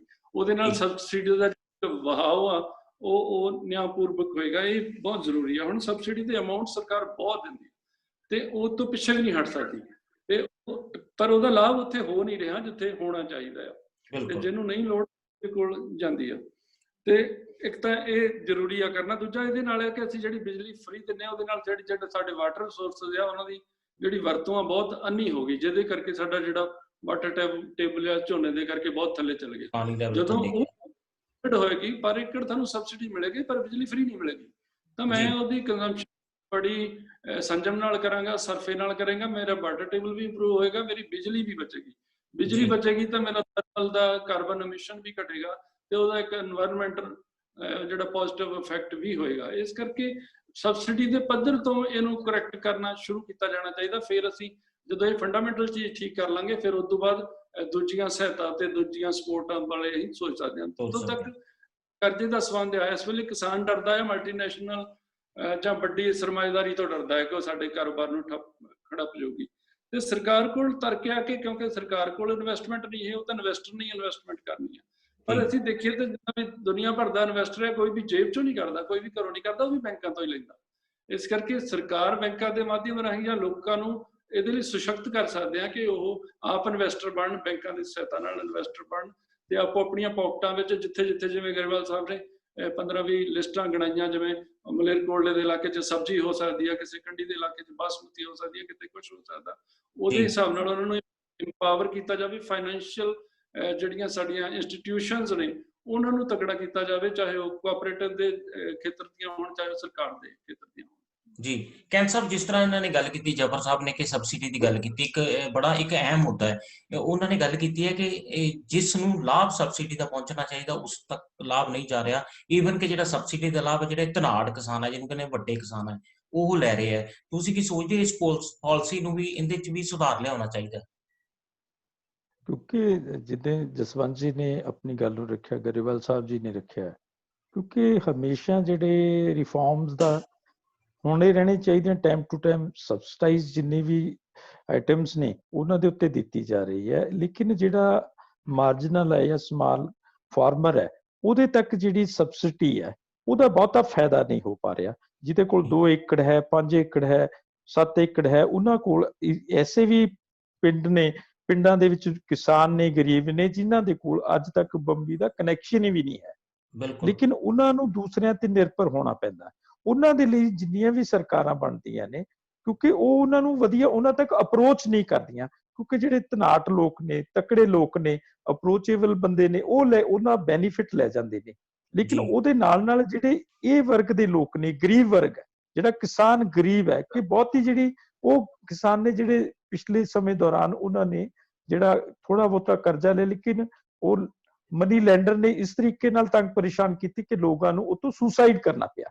ਲੇਕਿਨ ਉਸੇ ਤਰੀਕੇ ਨਾਲ ਪ੍ਰਧਾਨ ਮੰਤਰੀ ਕ੍ਰੈਡਿਟ ਕਾਰਡ ਜਿਹੜਾ, ਉਸ ਦੇ ਬਾਰੇ ਲੋਕਾਂ ਨੂੰ ਜਿਹੜਾ ਉਹਦੇ ਤੋਂ ਉਹਨਾਂ ਨੂੰ ਬੈਨੀਫਿਟਸ ਮਿਲਣਾ ਚਾਹੀਦਾ, ਕਿਉਂਕਿ ਕਾਰਨ ਇਹ ਹੈ ਕਿ ਜਿਹੜੀਆਂ ਪਾਲਿਸੀ ਪ੍ਰੋਗਰਾਮ ਬਣਦੇ ਨੇ ਉਹਨਾਂ ਮਾਰਜਨਲ ਜਾਂ ਸਮਾਲ ਫਾਰਮਰਸ ਤੱਕ ਨਹੀਂ ਪਹੁੰਚਦੇ, ਜਿਨ੍ਹਾਂ ਤੱਕ ਪਹੁੰਚਣ ਦੀ ਅਤਿਅੰਤ ਲੋੜ ਹੈ, ਕਿਉਂਕਿ ਉਹਦੇ ਨਾਲ ਹੀ ਜਿਹੜਾ ਉਹ ਸੁਧਾਰ ਆ ਸਕਦਾ ਹੈ। ਕਿਉਂਕਿ ਜਦੋਂ ਕਦੇ ਵੀ ਕੋਈ ਇਨਸੀਡੈਂਟ ਵਾਪਰਦਾ ਹੈ ਤਾਂ ਉਹ ਜਿਹੜਾ ਗਰੀਬ ਕਿਸਾਨ ਹੈ ਉਹਦੇ ਨਾਲ ਵਾਪਰਦਾ ਹੈ, ਔਰ ਉਹਦੇ ਆੜ ਵਿੱਚ ਜਿਹੜਾ ਵੱਡਾ ਕਿਸਾਨ ਹੈ ਉਹ ਬੈਨੀਫਿਟ ਲੈ ਲੈਂਦਾ ਹੈ। ਔਰ ਜਿਹੜੀ ਸਬਸਿਡੀ ਵੀ ਹੈ, ਸਬਸਿਡੀ ਜਿਸ ਤਰੀਕੇ ਨਾਲ ਦਾ ਵਿਤਰਨ ਹੁੰਦਾ ਹੈ, ਉਸ ਵਿਤਰਨ ਦੇ ਵਿੱਚ ਹੁਣ ਤਾਂ ਚਲੋ ਟ੍ਰਾਂਸਪੇਰੈਂਸੀ ਆ ਰਹੀ ਹੈ, ਪਹਿਲਾਂ ਇਦਾਂ ਦੀ ਪਾਰਦਰਸ਼ਤਾ ਨਹੀਂ ਸੀ, ਲੇਕਿਨ ਇਹ ਜਿਹੜਾ ਸਾਰਾ ਸਿਸਟਮ ਹੈ, ਸਿਸਟਮ ਦੇ ਵਿੱਚ ਸੁਧਾਰ ਦੀ ਲੋੜ ਹੈ। ਉਹਦੇ ਨਾਲ ਜਿਹੜੇ ਰਿਫਾਰਮਸ ਆ ਰਹੇ ਨੇ ਉਹਨਾਂ ਤੋਂ ਲੋਕਾਂ ਨੂੰ ਜਿਹੜਾ ਜਾਗਰੂਕ ਹੋਣ ਦੀ ਲੋੜ ਹੈ। ਅਸੀਂ ਜਦੋਂ ਜਾਗਰੂਕ ਨਹੀਂ ਹੋਵਾਂਗੇ, ਉਹਨਾਂ ਦੇ ਲਈ ਜਿਸ ਤਰੀਕੇ ਨਾਲ ਜਿਹੜੀ ਕੋਆਪਰੇਟਿਵ ਜਿਹੜੀ ਮੂਵਮੈਂਟ ਹੈ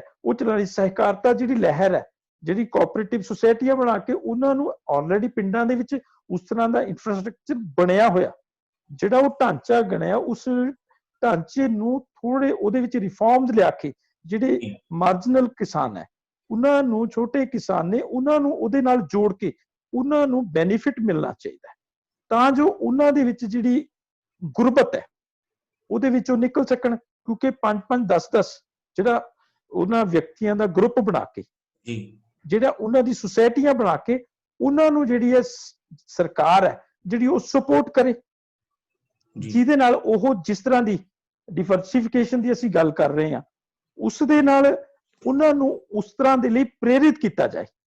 ਜਿਹੜਾ ਦੁੱਧ ਉਤਪਾਦਕ ਹੈ ਉਹਦੇ ਨਾਲ ਰੋਜ਼ਾਨਾ ਤੁਹਾਨੂੰ ਪੈਸਾ ਮਿਲ ਸਕਦਾ। ਦੁੱਧ ਦੇ ਨਾਲ ਕਈ ਪ੍ਰੋਡਕਟ ਨੇ ਜਿਨ੍ਹਾਂ ਉਹ ਪ੍ਰੋਡਕਟ ਨੂੰ ਸੇਲ ਕਰਕੇ ਉਹਦਾ ਬੈਨੀਫਿਟ ਹੋ ਸਕਦਾ। ਇਸੇ ਤਰ੍ਹਾਂ ਵੈਜੀਟੇਬਲਸ ਨੇ, ਫਰੂਟਸ ਨੇ, ਉਹਨਾਂ ਤੋਂ ਉਤਸ਼ਾਹਿਤ ਕੀਤਾ ਜਾ ਸਕਦਾ। ਇਸੇ ਤਰੀਕੇ ਨਾਲ ਜਿਹੜੇ ਦੂਸਰੇ ਜਿਹੜੇ ਸਹਾਇਕ ਧੰਦੇ ਨੇ, ਜਿਨ੍ਹਾਂ ਕੋਲ ਥੋੜੀ ਜ਼ਮੀਨ ਹੈ, ਉਹਨਾਂ ਨੂੰ ਉਹਨਾਂ ਦੇ ਪ੍ਰਤੀ ਉਤਸ਼ਾਹਿਤ ਕਰਨਾ। ਕਿਉਂਕਿ ਕਾਰਨ ਇਹ ਹੈ ਕਿ ਜਿਹੜੇ ਅਸੀਂ ਸਕੀਮਸ ਲੈ ਕੇ ਆਉਂਦੇ ਹਾਂ, ਜਾਂ ਜਿਹੜੀ ਜਿਸ ਤਰ੍ਹਾਂ ਦੇ ਅਸੀਂ ਵਧੀਆ ਪ੍ਰਬੰਧਨ ਦੇ ਸੋਚਦੇ ਹਾਂ, ਅਸੀਂ ਉਹ ਗਰੀਬ ਲੋਕਾਂ, ਗਰੀਬ ਕਿਸਾਨਾਂ ਤੱਕ, ਚਾਹੇ ਲੈਂਡਲੈਸ ਫਾਰਮਰ ਵੀ ਨੇ, ਜਿਹੜੇ ਐਬਸੈਂਟੀ ਲੈਂਡਲॉर्ड ਨੇ, ਉਹਨਾਂ ਦੀ ਲੈਂਡਲੈਸ ਫਾਰਮਰ ਜਿਹੜਾ ਉਹਨਾਂ ਤੇ ਖੇਤੀ ਕਰਦਾ, ਸਾਨੂੰ ਉਹਨਾਂ ਦੇ ਬਾਰੇ ਵੀ ਜਿਹੜਾ ਉਹ ਵਿਚਾਰ ਕਰਨਾ ਚਾਹੀਦਾ। ਇਹ ਸਾਰਾ ਜਿਹੜਾ ਸਿਸਟਮ ਹੈ ਉਸ ਦੇ ਵਿੱਚ ਜਿਵੇਂ ਪਿਗਰੀ ਦੀ ਹੈ ਨਾ, ਗੌਟ ਦੀ ਹੈ, ਇਹਨਾਂ ਦੀ ਜਿਹੜੀ ਐਸੀ ਜਿਹੜੀ ਆ ਹੋਰ ਉਹਨਾਂ ਦੀ ਉਹਦੇ ਉੱਤੇ ਅਸੀਂ ਆਪਣੀ ਜਿਹੜੀ ਸਿਸਟਮ ਹੈ ਉਸ ਸਿਸਟਮ ਦੇ ਵਿੱਚ ਸੁਧਾਰ ਲਿਆ ਕੇ ਉਹ ਜਿਹੜੀ ਪਾਲਿਸੀ ਪ੍ਰੋਗਰਾਮ ਹੈ ਜਿਹੜੇ ਸੈਂਟਰ ਸਰਕਾਰ ਦੀਆਂ ਨੇ, ਸਟੇਟ ਗਵਰਨਮੈਂਟ ਦੀਆਂ ਨੇ, ਕਿ ਜਿਹੜੇ ਇਹਨਾਂ ਦੇ ਬੈਨੀਫਿਸ਼ਰੀ ਨੇ, ਉਹਨਾਂ ਨੂੰ ਪਾਲਿਸੀਜ਼ ਹੈ ਉਹਨਾਂ ਨੂੰ ਉਹਨਾਂ ਦੇ ਬਾਰੇ ਗਿਆਨ ਦੇਣਾ ਚਾਹੀਦਾ, ਜਾਣਕਾਰੀ ਦੇਣੀ ਚਾਹੀਦੀ ਹੈ। ਉਹ ਜਾਣਕਾਰੀ ਦੀ ਘਾਟ ਕਾਰਨ ਉਹ ਜਿਹੜਾ ਅੱਜ ਜਿਹੜਾ ਪੰਜਾਬ ਦੀ ਕਿਸਾਨੀ ਹੈ ਉਹ ਬੜੇ ਸੰਕਟ ਵਿੱਚ ਫਸੀ ਹੋਈ ਹੈ। ਉਹ ਦੋ ਚਿੱਤੀ ਵਿੱਚ ਹੈ ਕਿ ਅਸੀਂ ਚਾਹੀਏ ਤਾਂ ਜਾਈਏ ਕਿਧਰ, ਉਹਨਾਂ ਨੂੰ ਰਸਤਾ ਨਹੀਂ ਦਿਖਦਾ। ਰਸਤੇ ਦਿਖਾਉਣ ਦੇ ਲਈ ਸਾਨੂੰ ਜਾਗਰੂਕਤਾ ਲੈ ਕੇ ਆਉਣੀ ਚਾਹੀਦੀ ਹੈ। ਜੀ ਗਰੇਵਾਲ ਸਾਹਿਬ, ਜਿਸ ਤਰ੍ਹਾਂ ਇਹਨਾਂ ਨੇ ਗੱਲ ਕੀਤੀ ਕਿ ਛੋਟੇ ਫਾਰਮਰ ਦੀ ਗੱਲ ਕੀਤੀ, ਲੈਂਡਲੈਸ ਫਾਰਮਰ ਦੀ ਗੱਲ ਕੀਤੀ, ਜੇਕਰ ਗਰੇਵਾਲ ਸਾਹਿਬ ਜੇ ਮੰਡੀਕਰਨ, ਪ੍ਰਾਈਵੇਟ ਮੰਡੀਕਰਨ ਖਤਮ ਕਰ ਦਿੱਤਾ ਗਿਆ, ਕੀ ਤੂੰ ਸੋਚਦੇ ਹੋ ਕਿ ਜਿਹੜੀ ਸਰਕਾਰ ਹੈ ਉਹ ਖਾਸ ਕਰਕੇ ਆੜਤੀਏ ਦੀ, ਲੇਬਰ ਵਾਲਿਆਂ ਦੀ ਜਾਂ ਲੈਂਡਲੈਸ ਜਿਹੜੇ ਫਾਰਮਰ ਹੈ ਉਹਨਾਂ ਦੇ ਹੱਕਾਂ ਦੀ ਰਾਖੀ ਕਰ ਪਾਊਗੀ? ਦੇਖੋ ਸੋਢੀ ਸਾਹਿਬ, ਬਹੁਤ ਇੰਪੋਰਟੈਂਟ ਕੁਐਸਚਨ ਆ। ਅਸੀਂ ਦੋ ਢੰਗ ਨਾਲ ਇਸ ਬਾਰੇ ਸੋਚ ਰਹੇ ਹਾਂ। ਨੰਬਰ ਇੱਕ ਤੇ ਸਟੇਟ ਓਨਡ ਜਿਹੜਾ ਸਾਰਾ ਸਿਸਟਮ ਆ ਕਿ ਸਟੇਟ ਸਾਰੇ ਐਗਰੀਕਲਚਰ ਦੇ ਪ੍ਰੋਗਰਾਮ ਨੂੰ ਚਲਾਏ। ਸਟੇਟ ਹੁਣ ਜੇ ਹੱਥ ਖਿੱਚ ਰਹੀ ਆ ਤਾਂ ਉਹਦਾ ਹੈ ਕਿ ਜਿਹੜੀ ਕਾਰਪੋਰੇਟ ਆ, ਜਿਹੜੀ ਮਾਰਕੀਟ ਆ, ਉਹ ਸਾਰੇ ਇਸ ਐਗਰੀਕਲਚਰ ਦੇ ਪ੍ਰੋਗਰਾਮ ਨੂੰ ਚਲਾਵੇ। ਤੇ ਦੇਖੋ ਜੇ ਆਪਾਂ ਦੋਨਾਂ ਨੂੰ ਸਟੱਡੀ ਕਰੀਏ, ਨੰਬਰ 1 ਹੁਣ ਤੱਕ ਅਸੀਂ ਸਟੇਟ ਦੁਆਰਾ ਚਲਾਈ ਜਾ ਰਹੀ ਐਗਰੀਕਲਚਰ ਦੀ ਜਿਹੜੀ ਸਟੇਟ ਕੰਟਰੋਲਡ ਐਗਰੀਕਲਚਰ ਸੀ ਉਹ ਦੇਖਦੇ ਆ ਰਹੇ ਹਾਂ, ਜਿਹਦਾ ਨਤੀਜਾ ਸਾਡੇ ਸਾਹਮਣੇ ਲੱਖਾਂ ਦੀ ਗਿਣਤੀ ਦੇ ਵਿੱਚ ਫਾਰਮਰਸ ਦੇ ਸੁਸਾਈਡਸ ਨੇ, ਇੰਡੈਪਟਡਨੈਸ ਆ, ਸਟੈਗਨੇਸ਼ਨ ਆਫ ਇਨਕਮਸ ਆ। ਜਿੰਨਾ ਵੀ ਕੁਝ ਅਸੀਂ ਦੇਖ ਰਹੇ ਹਾਂ, ਜਿੰਨਾ ਵੀ ਰੌਲਾ ਪੈ ਰਿਹਾ ਹੁਣ ਤੱਕ, ਉਹ ਸਾਰਾ ਉਸੇ ਹੀ ਮਤਲਬ ਵਿਵਸਥਾ ਦਾ ਪ੍ਰੋਗਰਾਮ ਆ ਜਿਹਨੂੰ ਹੁਣ ਅਸੀਂ ਵਾਪਸ ਮਤਲਬ ਲਿਆਉਣ ਲਈ ਪੂਰਾ ਜ਼ੋਰ ਲਗਾ ਰਹੇ ਹਾਂ। ਮੈਂ ਨਹੀਂ ਕਹਿ ਰਿਹਾ ਕਿ ਜਿਹੜਾ ਨਵਾਂ ਪ੍ਰੋਗਰਾਮ ਆ ਉਹ ਬਹੁਤ ਰੈਵੋਲੂਸ਼ਨਰੀ ਆ, ਬਹੁਤ ਕੁਝ ਨਵੀਆਂ ਚੇਂਜਸ ਕਰੇਗਾ, ਪਰ ਜਿਹੜਾ ਪੁਰਾਣਾ ਸਿਸਟਮ ਆ ਉਹਦੇ ਵਿੱਚ ਉਹ ਬਿਲਕੁਲ ਰੋਟਨ ਸਿਸਟਮ ਆ। ਉਹਨੇ ਸਾਰਾ ਕੁਝ ਸਟੈਗਨੇਟ ਕਰਕੇ ਰੱਖ ਦਿੱਤਾ, ਫਾਰਮਰਸ ਨੂੰ ਸੁਸਾਈਡ ਲਈ ਮਜਬੂਰ ਕਰ ਦਿੱਤਾ, ਨਸ਼ਿਆਂ ਲਈ ਮਜਬੂਰ ਕਰ ਦਿੱਤਾ, ਕ੍ਰਾਈਮ ਦੇ ਵਿੱਚ ਲੈ ਗਿਆ ਉਹ ਸਾਰਾ ਕੁਝ। ਇਸ ਕਰਕੇ ਉਸ ਬਾਰੇ ਸੋਚਣਾ ਅੱਛੀ ਗੱਲ ਨਹੀਂ ਹੈ ਕਿ ਅਸੀਂ ਉਸੇ ਵਿਵਸਥਾ ਨੂੰ ਕਾਇਮ ਰੱਖਣ ਬਾਰੇ ਸੋਚੀਏ। ਦੂਸਰੀ ਸਥਿਤੀ ਇਹ ਆ ਕਿ ਕੀ ਅਸੀਂ ਕਾਰਪੋਰੇਟ ਤੇ ਡਿਪੈਂਡੈਂਟ ਹੋਣਾ?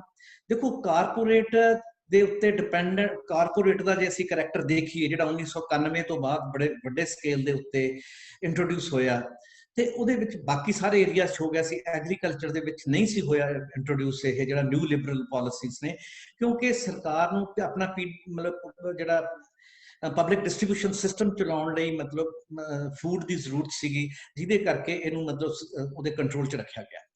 ਹੁਣ ਦੇਖਿਆ ਜਾਵੇ ਤਾਂ ਇਸ ਵੇਲੇ ਵੀ ਐਗਰੀਕਲਚਰ ਦੇ 3 ਡਿਵੀਜ਼ਨ ਨੇ।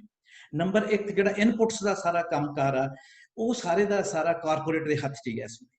ਨੰਬਰ 2 ਤੇ ਜਿਹੜਾ ਬਹੁਤ ਰਿਸਕੀ ਕੰਮ ਆ ਕ੍ਰੌਪ ਪ੍ਰੋਡਕਸ਼ਨ ਦਾ, ਉਹ ਫਾਰਮਰਸ ਕੋਲ ਆ, ਕਿਉਂਕਿ ਕਿਸੇ ਵੇਲੇ ਕ੍ਰੌਪ ਨੂੰ ਕੋਈ ਪ੍ਰੋਬਲਮ ਆ ਜਾਣੀ ਆ, ਕਿਸੇ ਨੂੰ ਕੋਈ ਆ ਜਾਣੀ ਆ, ਇਸ ਕਰਕੇ ਨਾ ਉਹਨੂੰ ਸਟੇਟ ਲੈਣਾ ਚਾਹੁੰਦੀ ਆ, ਨਾ ਉਹਨੂੰ ਕਾਰਪੋਰੇਟ ਲੈਣਾ ਚਾਹੁੰਦੀ ਆ। ਤੀਸਰਾ ਜਿਹੜਾ ਹੈਗਾ ਉਹ ਹੈਗਾ ਜਿਹੜਾ ਇਹਦਾ ਮਤਲਬ ਆਪਣਾ ਮਾਰਕੀਟਿੰਗ ਦਾ ਜਾਂ ਸਾਰਾ ਉਹ ਸਟੇਟ ਨੇ ਓਨ ਕੀਤਾ ਹੋਇਆ।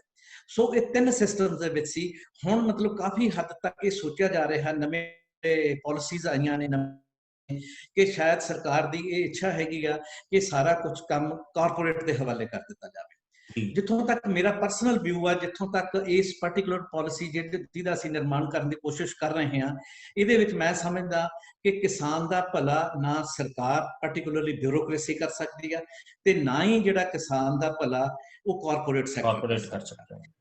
ਹਾਂਜੀ, ਦੋਨੋਂ ਪਾਸੇ ਜਿਹੜੀ ਤਾਂ ਸਰਕਾਰ ਵਾਲਾ ਜਿਹੜਾ ਐਗਜ਼ਿਸਟਿੰਗ ਸਿਸਟਮ ਆ ਜਿਹਦੇ 'ਚ ਲੋਕ ਸੁਸਾਈਡ ਕਰ ਰਹੇ ਨੇ, ਉਹਦੇ ਰਾਹੀਂ ਪੰਜਾਬ ਮਰ ਰਿਹਾ। ਕਿਉਂਕਿ ਜਿਵੇਂ ਆਪਾਂ ਦੇਖ ਰਹੇ ਹਾਂ, ਜਿਵੇਂ ਜ਼ਫਰ ਸਾਹਿਬ ਨੇ ਵੀ ਦੱਸਿਆ, ਸਾਰੇ ਪਾਸੇ ਗੱਲਬਾਤ ਚੱਲ ਰਹੀ ਆ ਕਿ ਮੌਜੂਦਾ ਸਿਸਟਮ ਨੇ ਸਾਡਾ ਜਿਹੜਾ ਇਕੋ ਸਿਸਟਮ ਆ ਬਿਲਕੁਲ ਬਰਬਾਦ ਕਰ ਦਿੱਤਾ, ਤੇ ਜਿਹਦੇ ਵਿੱਚ ਪਾਣੀ ਵੀ ਨਹੀਂ ਹੈ, ਬੜੇ ਪੱਧਰ ਤੇ ਬਿਮਾਰੀਆਂ ਫੈਲ ਰਹੀਆਂ ਨੇ, ਬਹੁਤ ਸਾਰੀਆਂ ਪ੍ਰੋਬਲਮਸ ਨੇ ਜਿਹਦੇ ਤੋਂ ਪੰਜਾਬ ਦਾ ਬੱਚਾ ਜਾਣੂ। ਸੋ ਉਹ ਪ੍ਰਬੰਧ ਵੀ ਨਹੀਂ ਠੀਕ ਹੈ। ਤੇ ਦੂਸਰੇ ਪਾਸੇ ਜਿਹੜਾ ਹੈਗਾ ਕਾਰਪੋਰੇਟ, ਉਹਦੇ ਨਾਲ ਇਹ ਮਤਲਬ ਖਦਸ਼ਾ ਹੈ ਕਿ ਜਿਹੜੀਆਂ ਡਿਸਪੈਰਿਟੀ ਆ, ਜਿਹੜੀਆਂ ਇਨਕਮਸ ਦੇ ਵਿੱਚ ਡਿਫਰੈਂਸ ਆ ਜਿਹੜਾ, ਉਹ ਬਹੁਤ ਵੱਡੇ ਸਕੇਲ ਦੇ ਉੱਤੇ ਵੱਧ ਜਾਏਗਾ। ਜਦੋਂ ਅਸੀਂ ਬਾਕੀ ਸੁਸਾਇਟੀ ਵੱਲ ਦੇਖਦੇ ਹਾਂ, ਬਾਕੀ ਸੈਕਟਰਸ ਵੱਲ ਦੇਖਦੇ ਹਾਂ, ਤੇ ਅਸੀਂ ਦੇਖਦੇ ਹਾਂ ਕਿ ਇਹ ਗਰੀਬ ਅਮੀਰ ਦਾ ਜਿਹੜਾ ਫਰਕ ਹੈ ਬੜੀ ਤੇਜ਼ੀ ਦੇ ਨਾਲ ਵੱਧ ਰਿਹਾ। ਸੋ ਅਸੀਂ ਮੇਰੀ ਸੋਚ ਇਹ ਆ, ਸਾਡੀ ਸਾਰੇ ਗਰੁੱਪ ਦੀ ਸੋਚ ਇਹ ਆ ਕਿ ਪੰਜਾਬ ਨੂੰ ਇੱਕ ਨਵੀਂ ਕਿਸਮ ਦੀ ਵਿਵਸਥਾ ਦੀ ਜ਼ਰੂਰਤ ਹੈਗੀ ਆ, ਜਿਹਨੂੰ ਮੈਂ ਕੋਆਪਰੇਟਿਵ ਇਸ ਕਰਕੇ ਨਹੀਂ ਕਹਿਣਾ ਚਾਹੁੰਦਾ ਕਿ ਕੋਆਪਰੇਟਿਵ ਸਿਸਟਮ ਜਿਹੜਾ ਸਰਕਾਰੀ ਕੰਟਰੋਲ ਥੱਲੇ ਚੱਲ ਰਿਹਾ, ਉਹ ਵੀ ਉਹੋ ਜਿਹਾ ਬਿਊਰੋਕ੍ਰੈਟਿਕ ਸਿਸਟਮ ਆ ਜਿਹੜਾ ਜਿਹਾ ਫੂਡ ਕਾਰਪੋਰੇਸ਼ਨ ਆਫ ਇੰਡੀਆ ਦਾ ਜਾਂ ਹੋਰ ਇਹ ਸਾਰੇ ਸਿਸਟਮ ਹੈਗੇ ਨੇ ਜਿਹੜੇ ਸਰਕਾਰੀ ਡਿਪਾਰਟਮੈਂਟ। ਸੋ ਇੱਕ ਕਿਸਾਨਾਂ ਦੀ ਪੱਧਰ ਦੇ ਉੱਤੇ ਹੀ, ਕਮਿਊਨਿਟੀ ਦੀ ਪੱਧਰ ਦੇ ਉੱਤੇ ਹੀ ਇੱਕ ਵਿਵਸਥਾ ਕ੍ਰੀਏਟ ਕਰਨ ਦੀ ਜ਼ਰੂਰਤ ਆ। ਇਹ ਵਿਵਸਥਾ ਇਹ ਕੋਈ ਇਸ ਤਰ੍ਹਾਂ ਨਹੀਂ ਹੈ ਕਿ ਕੋਈ ਨਵੀਂ ਕਿਸਮ ਦੀ ਚੀਜ਼ ਸ਼ੁਰੂ ਕਰਨ ਜਾ ਰਹੇ ਹਾਂ। ਇਹ ਬਹੁਤ ਸਭ ਤੋਂ ਜਿਹੜੇ ਇਸ ਵੇਲੇ ਕਾਮਯਾਬ ਵਿਵਸਥਾ ਉਹ ਇਸੇ ਨੂੰ ਕਿਹਾ ਜਾ ਸਕਦਾ, ਕਿਉਂਕਿ ਅਸੀਂ ਦੇਖ ਰਹੇ ਹਾਂ ਕਿ ਮੈਂ ਉਹਦੀ ਐਗਜ਼ਾਮਪਲ ਲੈਣਾ ਐਨਸਾਈਕਲੋਪੀਡੀਆ ਬ੍ਰਿਟੈਨਿਕਾ ਦੀ ਤੇ ਵਿਕੀਪੀਡੀਆ ਦੀ। ਐਨਸਾਈਕਲੋਪੀਡੀਆ ਬ੍ਰਿਟੈਨਿਕਾ ਇੱਕ ਐਸੀ ਵਿਵਸਥਾ, ਇੱਕ ਐਸਾ ਸਿਸਟਮ ਆ ਨੌਲੇਜ ਪ੍ਰੋਡਕਸ਼ਨ ਦਾ ਤੇ ਨੌਲੇਜ ਦੀ ਡਿਸੈਮੀਨੇਸ਼ਨ ਦਾ, ਜਿਹੜਾ ਕਾਰਪੋਰੇਟ ਦੇ ਅਧੀਨ ਚੱਲ ਰਿਹਾ। ਤੇ ਦੂਸਰੇ ਪਾਸੇ ਵਿਕੀਪੀਡੀਆ ਇੱਕ ਐਸਾ ਜਿਹੜਾ ਕਮਿਊਨਿਟੀ ਦੇ ਲੈਵਲ ਦੇ ਉੱਤੇ ਚੱਲ ਰਿਹਾ। ਕਮਿਊਨਿਟੀ ਜਿਹੜੀ ਰਾਈਟਰਸ ਦੀ ਆ, ਥਿੰਕਰਸ ਦੀ ਆ, ਲਰਨਰਸ ਦੀ ਆ, ਟੀਚਰਸ ਦੀ ਆ, ਉਹ ਰਿਸਰਚਰਸ ਦੀ ਆ, ਉਹ ਖੁਦ ਹੀ ਲਿਖਦੇ ਨੇ, ਖੁਦ ਹੀ ਉਹਨੂੰ ਸਰਵ ਕਰਦੇ ਨੇ ਤੇ ਖੁਦ ਹੀ ਪੜ੍ਹਦੇ ਨੇ, ਖੁਦ ਹੀ ਅਪਡੇਟ ਕਰਦੇ ਨੇ। ਸੋ ਇਹਦੇ ਹਿਸਾਬ ਨਾਲ ਜਦੋਂ ਅਸੀਂ ਦੇਖ, ਔਰ ਮੁਫਤ ਸਾਰਾ ਕੁਝ ਚੱਲ ਰਿਹਾ ਹੋ, ਇੱਕ ਕਿਸਮ ਦਾ ਗਿਆਨ ਦਾ ਲੰਗਰ ਚੱਲ ਰਿਹਾ ਹੋ। ਸੋ ਇਸ ਕਿਸਮ ਦੀ ਜਿਹੜੀ ਵਿਵਸਥਾ, ਨਵੀਂ ਵਿਵਸਥਾ ਪੈਦਾ ਹੋ ਰਹੀ ਆ, ਜਿਹਨੂੰ ਆਪਾਂ ਇੱਕ ਖਾਸ ਕਿਸਮ ਦੀ ਕਮਿਊਨਿਟੀ ਬੇਸਡ ਜਿਹੜੀ ਪਲੇਟਫਾਰਮ ਵਿਵਸਥਾ ਹੈਗੀ, ਉਹਦੇ ਅਧੀਨ ਜੇ ਅਸੀਂ ਇਹਨੂੰ ਚਲਾਵਾਂਗੇ ਤਾਂ ਮੈਂ ਸਮਝਦਾ ਕਿ ਇਹਦੀ ਨਾ ਤਾਂ ਮਤਲਬ ਉਸ ਵਿਵਸਥਾ ਨੂੰ ਨਾ ਸਰਕਾਰ ਕੰਪੀਟ ਕਰ ਸਕੇਗੀ, ਨਾ ਹੀ ਕਾਰਪੋਰੇਟਸ ਕੰਪੀਟ ਕਰ ਸਕੇਗਾ। ਜਦੋਂ ਸਾਰੇ ਕਿਸਾਨ ਰਲ ਮਿਲ ਕੇ ਆਪੋ ਆਪ, ਜਦੋਂ ਹਰ ਕਿਸਾਨ ਇੱਕ, ਤੁਸੀਂ ਜਿਵੇਂ ਵਪਾਰੀ ਦੀ ਗੱਲ ਕੀਤੀ ਸੀ, ਉਹ ਇੱਕ ਬਿਜ਼ਨਸਮੈਨ ਦੀ ਸੋਚ ਰੱਖਣੀ ਪਊਗੀ ਕਿਸਾਨ ਨੂੰ। ਹਾਂ, ਉਹ ਇੱਕ ਐਂਟਰਪ੍ਰੈਨਿਓਰ ਬਣੇਗਾ। ਉਹ ਜਿਹੜਾ ਹਰ ਪਿੰਡ ਆ ਉਹ ਇੱਕ ਬ੍ਰਾਂਡ ਬਣ ਜਾਏਗਾ, ਹਰ ਘਰ ਆ ਜਿਹੜਾ ਇੱਕ ਬਿਜ਼ਨਸ ਹਾਊਸ ਬਣ ਜਾਏਗਾ। ਸੋ ਇਸ ਤਰ੍ਹਾਂ ਨਾਲ ਅਸੀਂ ਮਤਲਬ ਸਾਰੀ ਚੀਜ਼ ਨੂੰ ਨਵੇਂ ਢੰਗ ਨਾਲ ਆਰਗੇਨਾਈਜ਼ ਕਰਨ ਦਾ ਜਿਹੜਾ ਇੱਕ ਮੋਡ ਆ, ਜਿਹੜੀ ਇੱਕ ਵਿਵਸਥਾ, ਉਹਦੇ ਬਾਰੇ ਉਹਨੂੰ ਕਿਵੇਂ ਮਤਲਬ ਆਪਰੇਸ਼ਨਲਾਈਜ਼ ਕੀਤਾ ਜਾ ਸਕਦਾ, ਇਹਦੇ ਬਾਰੇ ਅਸੀਂ ਸੋਚ ਵਿਚਾਰ ਕਰ ਰਹੇ ਹਾਂ। ਔਰ ਇਸ ਪਾਲਿਸੀ ਦੇ ਵਿੱਚ ਇਹੀ ਚੀਜ਼ ਲੈ ਕੇ ਸਾਹਮਣੇ ਆ ਰਹੀ ਹੈ। ਜੀ ਜਫਰ ਸਾਹਿਬ, ਜਿਸ ਤਰ੍ਹਾਂ ਅਸੀਂ ਇਹ ਦੇਖਿਆ ਕਿ ਨਵੀਂ ਜਿਹੜੀ ਖੇਤੀ ਨੀਤੀ ਆਈ, ਉਹਦੇ ਵਿੱਚ ਇਸ ਵੇਲੇ ਜੇ ਦੇਖੀਏ ਤਾਂ ਕਿਸਾਨ ਦੇ ਜ਼ਿਹਨ ਦੇ ਵਿੱਚ ਇੱਕ ਬਹੁਤ ਵੱਡਾ ਡਰ ਹੈ ਕਿ ਜਿਹੜਾ ਖਾਸ ਕਰਕੇ ਜਿਹੜਾ ਛੋਟਾ ਕਿਸਾਨ ਹੈ ਕਿ ਅਸੀਂ ਜਿਹੜੇ ਆਪਦੇ ਮਾਲਕੀ ਦੇ ਹੱਕ ਗਵਾ ਬੈਠਾਂਗੇ। ਮਾਲਕੀ ਦੇ ਹੱਕ ਮੀਨ ਉਹਨਾਂ ਨੂੰ ਇਹ ਖਤਰਾ ਹੈ ਕਿ ਜੇ ਅਸੀਂ ਜ਼ਮੀਨ ਠੇਕੇ ਤੇ ਦੇਤੀ, ਕੋਈ ਕਾਰਪੋਰੇਟ ਸੈਕਟਰ ਉਹ ਵਾਹੁਣ ਲੱਗ ਪਿਆ, ਉਹ ਕੱਲ ਨੂੰ ਉਸੇ ਜ਼ਮੀਨ ਤੇ ਲੋਨ ਲੈ ਲੂਗਾ ਤੇ ਅਸੀਂ ਬਰਬਾਦ ਹੋ ਜਾਵਾਂਗੇ। ਹਾਂ, ਸੋਢੀ ਸਾਹਿਬ, ਦੋ ਗੱਲਾਂ ਨੇ। ਤੁਸੀਂ ਛੋਟਾ ਕਿਸਾਨ ਸ਼ਬਦ ਜਦੋਂ ਵਰਤਿਆ ਤੇ ਇੱਕ ਮੈਂ ਕਿਉਂਕਿ ਪਾਵਰ ਸੈਕਟਰ 'ਚ ਕੰਮ ਕਰਦਾ, ਮੇਰੇ ਇੱਕ ਗੱਲ ਹੋਰ ਧਿਆਨ 'ਚ ਆ ਰਹੀ ਸੀ ਕੈਂਸ ਸਾਹਿਬ ਦੀ ਗੱਲ ਨਾਲ ਜੁੜਦੀ, ਕਿ ਜਿਹੜੇ ਛੋਟੇ ਕਿਸਾਨ ਨੇ 1 2 ਏਕੜ ਵਾਲੇ, ਉਹਨਾਂ ਤੱਕ ਸਰਕਾਰ ਦੀ ਸਹਾਇਤਾ ਕਿਵੇਂ ਪਹੁੰਚੇ। ਤਾਂ ਉਹ ਮੇਰੇ ਧਿਆਨ 'ਚ ਆ ਰਹੀ ਸੀ ਕਿ ਜਿੱਥੋਂ ਤੱਕ ਬਿਜਲੀ ਦਾ ਸੰਬੰਧ ਆ, ਕਿ ਜਿਹੜਾ ਛੋਟਾ ਕਿਸਾਨ ਹੈ ਉਹਨੂੰ ਵੱਡਾ ਟਿਊਬਵੈੱਲ ਲੈਣਾ ਵਾਇਬਲ ਨਹੀਂ ਹੈ, ਉਹ ਉਹਨਾਂ ਲਾਈਨ ਖਰਚਾ ਨਹੀਂ ਦੇ ਸਕਦਾ। ਤੇ ਉਹਦੇ ਲਈ ਇੱਕ ਨਵੀਂ ਸਾਡੇ ਕੋਲ ਗ੍ਰੀਨ ਪਾਵਰ ਹੈਗੀ ਆ, ਜਿਹੜੀ ਸੋਲਰ એનર્ਜੀ ਬੜੀ ਡਿਵੈਲਪ ਹੋ ਰਹੀ ਆ। ਉਹਦੇ ਲਈ ਛੋਟਾ ਟਿਊਬਵੈੱਲ ਲਾਉਣ ਲਈ ਉਹਨੂੰ ਸਬਸਿਡਾਈਜ਼ ਕੀਤਾ ਜਾਵੇ, ਕਿਉਂਕਿ ਉਹਨੂੰ ਅਦਰਵਾਈਜ਼ ਟਿਊਬਵੈੱਲ ਦੀ ਸਬਸਿਡੀ ਨਹੀਂ ਮਿਲਦੀ। ਇਹ ਗੱਲ ਮੇਰੇ ਦਿਮਾਗ 'ਚ ਆ ਰਹੀ ਸੀ। ਮੈਂ ਜਿੱਥੋਂ ਤੱਕ ਸੰਬੰਧ ਆ ਕਿਸਾਨ ਦੇ ਡਰ ਦਾ, ਉਹ ਬੜਾ ਵਾਜਬ ਡਰ ਆ। ਬਿਲਕੁਲ ਸਾਡੇ ਤੋਂ ਜਿਵੇਂ ਆਮ ਪਸ਼ੂਆਂ ਦੇ ਉੱਤੇ ਪੰਛੀ ਬਹਿ ਜਾਂਦੇ ਆ, ਬੰਦੇ ਕੋਲ ਪੰਛੀ ਨਹੀਂ ਆਉਂਦਾ, ਕਿਉਂਕਿ ਸਾਡੀ ਰੈਪੂਟੇਸ਼ਨ ਠੀਕ ਨਹੀਂ ਹੈ ਸਾਡੇ ਬਾਰੇ। ਪੰਛੀਆਂ ਨੂੰ ਉਹਨਾਂ ਨੂੰ ਉਹਨਾਂ ਦੇ ਐਂਸੈਸਟਰਸ ਨੇ ਉਹਨਾਂ ਨੇ ਦੱਸਿਆ ਹੋਇਆ ਕਿ ਬੰਦੇ ਠੀਕ ਨਹੀਂ ਹੁੰਦੇ। ਇਸੇ ਤਰ੍ਹਾਂ ਜਿਹੜਾ ਸਾਡੇ ਕਾਰਪੋਰੇਟ ਦੇ ਵਿੱਚ ਲੁੱਟ ਖਸੁੱਟ ਬਹੁਤ ਚੱਲੀ ਪਿਛਲੇ 5-10 ਸਾਲਾਂ 'ਚ, ਤੇ ਬੇਹਿਸਾਬੀ ਚੱਲੀ ਨਾ, ਕਿੰਨਾ ਲੋਕਾਂ ਦਾ ਅਰਬਾਂ ਖਰਬਾਂ ਤੋਂ ਗਾਂਹ ਪਤਾ ਨਹੀਂ ਜਿਹੜੀਆਂ ਰਕਮਾਂ ਆਉਂਦੀਆਂ ਜਿਹਨਾਂ ਸਾਨੂੰ ਹਿਸਾਬ ਹੀ ਨਹੀਂ ਹੈਗਾ, ਉਹ ਵੀ ਲੁੱਟ ਕੇ ਲੈ ਗਏ। ਤੇ ਉਹ ਸਾਰੇ ਕਾਰਪੋਰੇਟ ਦੇ ਬੰਦੇ ਸੀ। ਸਰਕਾਰਾਂ ਦਾ ਵੀ ਐਂ ਹੋ ਗਿਆ ਕਿ ਬੇਵਿਸ਼ਵਾਸੀ ਬੇਇਤਬਾਰੀ ਬਹੁਤ ਵੱਧ ਗਈ ਲੋਕਾਂ ਦੀ। ਉਹ ਕਿਉਂਕਿ ਸਰਕਾਰਾਂ ਨੂੰ ਸੱਤਾ ਚਾਉਣ ਲਈ ਬਹੁਤ ਕੁਝ ਕਹਿਣਾ ਪੈਂਦਾ, ਜੇ ਉਹ ਕਹਿਣ ਨਾ ਤਾਂ ਵੋਟ ਨਹੀਂ ਪੈਂਦੀ, ਤੇ ਉਹ ਇੰਨਾ ਬਹੁਤਾ ਕੁਝ ਹੁੰਦਾ ਜਿਹੜਾ ਮਟੀਰੀਅਲਾਈਜ਼ ਨਹੀਂ ਹੋ ਸਕਦਾ। ਇਸ ਕਰਕੇ ਇੱਕ ਗੈਪ ਹੋ ਗਿਆ ਬਿਹਾਰ ਦੇ ਵਿੱਚ ਤੇ ਵਿਸ਼ਵਾਸ ਦੇ ਵਿੱਚ। ਇਸ ਕਰਕੇ ਜਿਹੜਾ ਇਹ ਕਿਸਾਨ ਦਾ ਖਦਸ਼ਾ ਦੇ ਕਾਰਨ ਨੇ ਜਿਹੜੇ ਵੱਡੇ ਵਾਜਬ ਨੇ, ਖਦਸ਼ਾ ਭਾਵੇਂ ਵਾਜਬ ਨਹੀਂ ਹੈ। ਤੇ ਇਸ ਕਰਕੇ ਸਭ ਤੋਂ ਵੱਡੀ ਲੋੜ ਤਾਂ ਇਹ ਹੁੰਦੀ ਕਿ ਨਵੀਂ ਜਦੋਂ ਪਾਲਿਸੀ ਆਵੇ, ਜਿਹਨੂੰ ਅਸੀਂ ਐਨਰੋਲਮੈਂਟ ਕਹਿੰਦੇ ਹਾਂ, ਐਨਰੋਲ ਕੀਤਾ ਜਾਵੇ ਉਹਨਾਂ ਨੂੰ। ਜਿੱਦਾਂ ਹੁਣ ਗਰੇਵਾਲ ਸਾਹਿਬ ਤੇ ਜਿਹੜੀ ਮਨ 'ਚ ਹੀ ਗੱਲ ਆਈ ਆ, ਉਹਦੇ ਲਈ ਅਸੀਂ 4 ਬੰਦੇ ਗੱਲ ਕਰ ਰਹੇ ਹਾਂ। ਤੇ ਸਰਕਾਰ ਦੇ ਪੱਧਰ ਤੇ ਜਿਹੜੀ ਵੀ ਗੱਲ ਮਨ 'ਚ ਆਉਂਦੀ ਸੀ, ਉਹ ਵੱਡੇ ਪੱਧਰ ਤੇ ਲੋਕਾਂ ਨਾਲ ਸ਼ੇਅਰ ਹੋਣੀ ਚਾਹੀਦੀ। ਉਹਨਾਂ ਤੋਂ ਹੀ ਪੁੱਛਿਆ ਜਾਵੇ ਕਿ ਤੁਹਾਡੇ ਲਈ ਅਸੀਂ ਕੀ ਕਰੀਏ। ਹੁਣ ਕਰਨ ਵਾਲੇ ਆਪਣੇ ਜਦੋਂ ਸੋਚਦੇ ਆ ਕਿ ਅਸੀਂ ਲੋਕਾਂ ਲਈ ਬਹੁਤ ਚੰਗਾ ਕਰ ਰਹੇ ਹਾਂ, ਤੇ ਜਿਨ੍ਹਾਂ ਬਾਰੇ ਹੋ ਰਿਹਾ ਉਹਨਾਂ ਨੂੰ ਲੱਗ ਰਿਹਾ ਕਿ ਸਾਡੇ ਨਾਲ ਦੁਸ਼ਮਣੀ ਹੋ ਰਹੀ ਆ, ਸਾਡੀ ਲੁੱਟ ਖਸੁੱਟ ਹੋ ਰਹੀ ਆ, ਤੇ ਸਾਨੂੰ ਤਬਾਹ ਕੀਤਾ ਜਾਣ ਲੱਗਾ। ਇਹ ਗੈਪ ਬਹੁਤ ਵੱਡਾ ਹੋ ਗਿਆ। ਇਹ ਬਹੁਤ ਸੋਸ਼ਲ ਕਾਰਨ ਵੀ ਹੋ ਗਿਆ ਇਹਦੇ, ਤੇ ਪੋਲੀਟੀਕਲ ਕਾਰਨ ਵੀ ਹੋ ਗਿਆ। ਉਹਦਾ ਕਾਰਨ ਵੀ ਇਹੀ ਹੋ ਗਿਆ ਕਿ ਸਰਕਾਰਾਂ ਨੂੰ ਬਹੁਤਾ ਕੁਝ ਲੁਕਾਉਣਾ ਪੈ ਗਿਆ ਲੋਕਾਂ ਤੋਂ, ਕਿਉਂਕਿ ਜਿੰਨੀ ਇੰਡੈਪਟਨੈਸ ਸਟੇਟ ਦੀ ਆ ਉਹ ਤਾਂ ਬਹੁਤ ਡਰਾਉਣੀਆਂ। ਇਹਦੇ ਬਾਵਜੂਦ ਬਹੁਤ ਬੜੇ ਪ੍ਰੋਮਿਸਿਸ ਕਰਨੇ ਪੈਂਦੇ, ਬੜੀਆਂ ਸਬਸਿਡੀਆਂ ਦੇਣੀਆਂ ਪੈਂਦੀਆਂ, ਜਾਂ ਹੋਰ ਕਿੰਨਾ ਕੁਝ ਕਰਨਾ ਪੈਂਦਾ। ਇਹਦੇ ਲਈ ਇੱਕ ਤਾਂ ਹਕੀਕੀ ਸਥਿਤੀ ਆ ਜਿਹੜੀ ਸਰਕਾਰ ਦੀ ਵੀ ਤੇ ਲੋਕਾਂ ਦੀ ਵੀ, ਉਹ ਵੱਡੇ ਪੱਧਰ ਤੇ ਸ਼ੇਅਰ ਹੋਣੀ ਚਾਹੀਦੀ ਵੀ ਹੁਣ ਆਪਾਂ ਸਰਕਾਰ ਦੇ ਪੱਧਰ ਤੇ ਸੁਸਾਇਟੀ ਦੇ ਪੱਧਰ ਤੇ ਖੜੇ ਕਿੱਥੇ ਜੀ ਇਹ ਜਿਹੜਾ ਚੋਣਾਂ ਦਾ ਝੂਠ ਆ ਤੇ ਗਲੇਫਬਾਜ਼ੀ ਆ ਉਹ ਹੁਣ ਬਹੁਤ ਚੰਗੀ ਤਰ੍ਹਾਂ ਬੇਪਰਦ ਕਰਕੇ ਬਿਲਕੁਲ ਸਿੱਧੇ ਹੋਣਾ ਚਾਹੀਦਾ, ਕਿਉਂਕਿ ਪਹਿਲਾਂ ਪੋਲੀਟੀਕਲ ਪਾਰਟੀਆਂ ਦਾ ਇੱਕ ਦੂਜੇ ਨਾਲ ਕੰਪੀਟੀਸ਼ਨ ਹੁੰਦਾ ਕਿ ਅਸੀਂ ਕੁਝ ਲੁਕੋ ਕੇ ਚੰਗੇ ਬਣ ਜਾਈਏ। ਹੁਣ ਉਹ ਸਾਰੇ ਨੰਗੇ ਤਾਂ ਹੋ ਹੀ ਗਏ, ਸਾਰੇ ਲੋਕਾਂ ਦੇ ਮਨਾਂ ਤੋਂ ਵੀ ਲੈ ਗਏ, ਇੱਕੋ ਜਿਹਾ ਹੀ ਲੈ ਗਏ। ਤੇ ਇਸ ਕਰਕੇ ਉਹ ਵੀ ਇਕੱਠੇ ਹੋ ਜਾਣ ਵੀ ਭਾਈ ਸੱਚ ਇਹ ਆ ਵੀ ਹੁਣ ਦੱਸੋ ਆਪਾਂ ਕਿੱਧਰ ਨੂੰ ਤੁਰਨਾ। ਤੇ ਇਹ ਵਨਨੈਸ ਜਿੰਨਾ ਚਿਰ ਨਹੀਂ ਆਉਂਦੀ ਆਪਾਂ ਉਹਨਾਂ ਚਿਰ ਚੰਗੀਆਂ ਚੀਜ਼ਾਂ ਨਵੇਂ ਸਿਰੋਂ ਇੰਟਰੋਡਿਊਸ ਨਹੀਂ ਕਰ ਸਕਾਂਗੇ। ਜਬਰ ਸਾਹਿਬ ਸਾਡੇ ਕੋਲ ਟਾਈਮ ਬਹੁਤ ਘੱਟ ਹੈ। ਕੈਨ ਸਾਹਿਬ ਤੁਹਾਡੇ ਕੋਲ ਮੈਂ ਗਰੇਵਾਲ ਸਾਹਿਬ ਤੋਂ ਪੁੱਛਣਾ ਚਾਹੁੰਦਾ। ਗਰੇਵਾਲ ਸਾਹਿਬ, ਮੈਂ ਇੱਕ ਦੇਖਿਆ ਸੀ ਕਿ ਇੱਕ ਨਿਰਮਲ ਨਿਵਾਸ ਯੋਜਨਾ ਜਿਹੜੀ ਹੈ, ਨਿਰਮਲ ਨਿਵਾਸ ਯੋਜਨਾ ਦਾ ਇੱਕ ਸੁਪਨਾ ਹੈ, ਉਹ ਨਿਰਮਲ ਆਵਾਸ ਯੋਜਨਾ ਹੈ ਕੀ? ਸੋਢੀ ਸਾਹਿਬ, ਇਸ ਤਰ੍ਹਾਂ ਹੈਗਾ, ਹੁਣ ਆਪਾਂ ਜਿਵੇਂ ਗੱਲ ਕਰ ਰਹੇ ਹਾਂ ਛੋਟੇ ਕਿਸਾਨਾਂ ਦੀ, ਬਹੁਤ ਸਾਰੇ ਪਿੰਡਾਂ ਦੇ ਵਿੱਚ ਸਿਰਫ ਕਿਸਾਨ ਹੀ ਨਹੀਂ ਹੈ, ਬੇਜ਼ਮੀਨੇ ਕਿਸਾਨ ਵੀ ਨੇ, ਹੋਰ ਜਾਤ ਬਰਾਦਰੀਆਂ ਵੀ ਹੈਗੀਆਂ ਨੇ, ਤੇ ਬਹੁਤ ਛੋਟੇ ਕਿਸਾਨ ਵੀ ਨੇ ਜਿਨ੍ਹਾਂ ਕੋਲ 1-1 ਏਕੜ ਜ਼ਮੀਨ ਹੈ, ਕਈ ਬਹੁਤ ਹੀ ਛੋਟੇ ਘਰਾਂ ਦੇ ਵਿੱਚ ਰਹਿੰਦੇ ਨੇ। ਤੇ ਸਭ ਲਈ ਆਪਣਾ ਜਿਹੜਾ ਰੋਜ਼ੀ ਦਾ ਜਿਹੜਾ ਸਿਲਸਿਲਾ ਹੈਗਾ ਤੇ ਉਹ ਬਹੁਤ ਮੁਸ਼ਕਲ ਹੋ ਜਾਂਦਾ ਕਈ ਵਾਰ। ਮਤਲਬ ਅਸੀਂ ਇੱਕ ਐਸੀ ਵਿਵਸਥਾ ਬਾਰੇ ਸੋਚ ਰਹੇ ਸੀ ਜਿੱਥੇ ਕਿਸੇ ਨੂੰ ਵੀ ਆਪਣੀ ਮਤਲਬ ਬੇਸਿਕ ਰਿਕੁਆਇਰਮੈਂਟਸ ਪੂਰੀਆਂ ਕਰਨ ਲਈ ਸਰਕਾਰ ਜਾਂ ਮੰਡੀ ਦੇ ਉੱਤੇ ਨਿਰਭਰ ਨਾ ਕਰਨਾ ਪਵੇ, ਉਹ ਆਪਣੀਆਂ ਜਿਹੜੀਆਂ ਬੇਸਿਕ ਸਹੂਲਤਾਂ ਨੇ ਖੁਦ ਹੀ ਪੈਦਾ ਕਰ ਸਕੇ, ਜਿਹਦੇ ਵਿੱਚ ਮਤਲਬ 3 ਚੀਜ਼ਾਂ ਅਸੀਂ ਪ੍ਰਮੁੱਖ ਤੌਰ ਤੇ ਲਈਆਂ ਨੇ।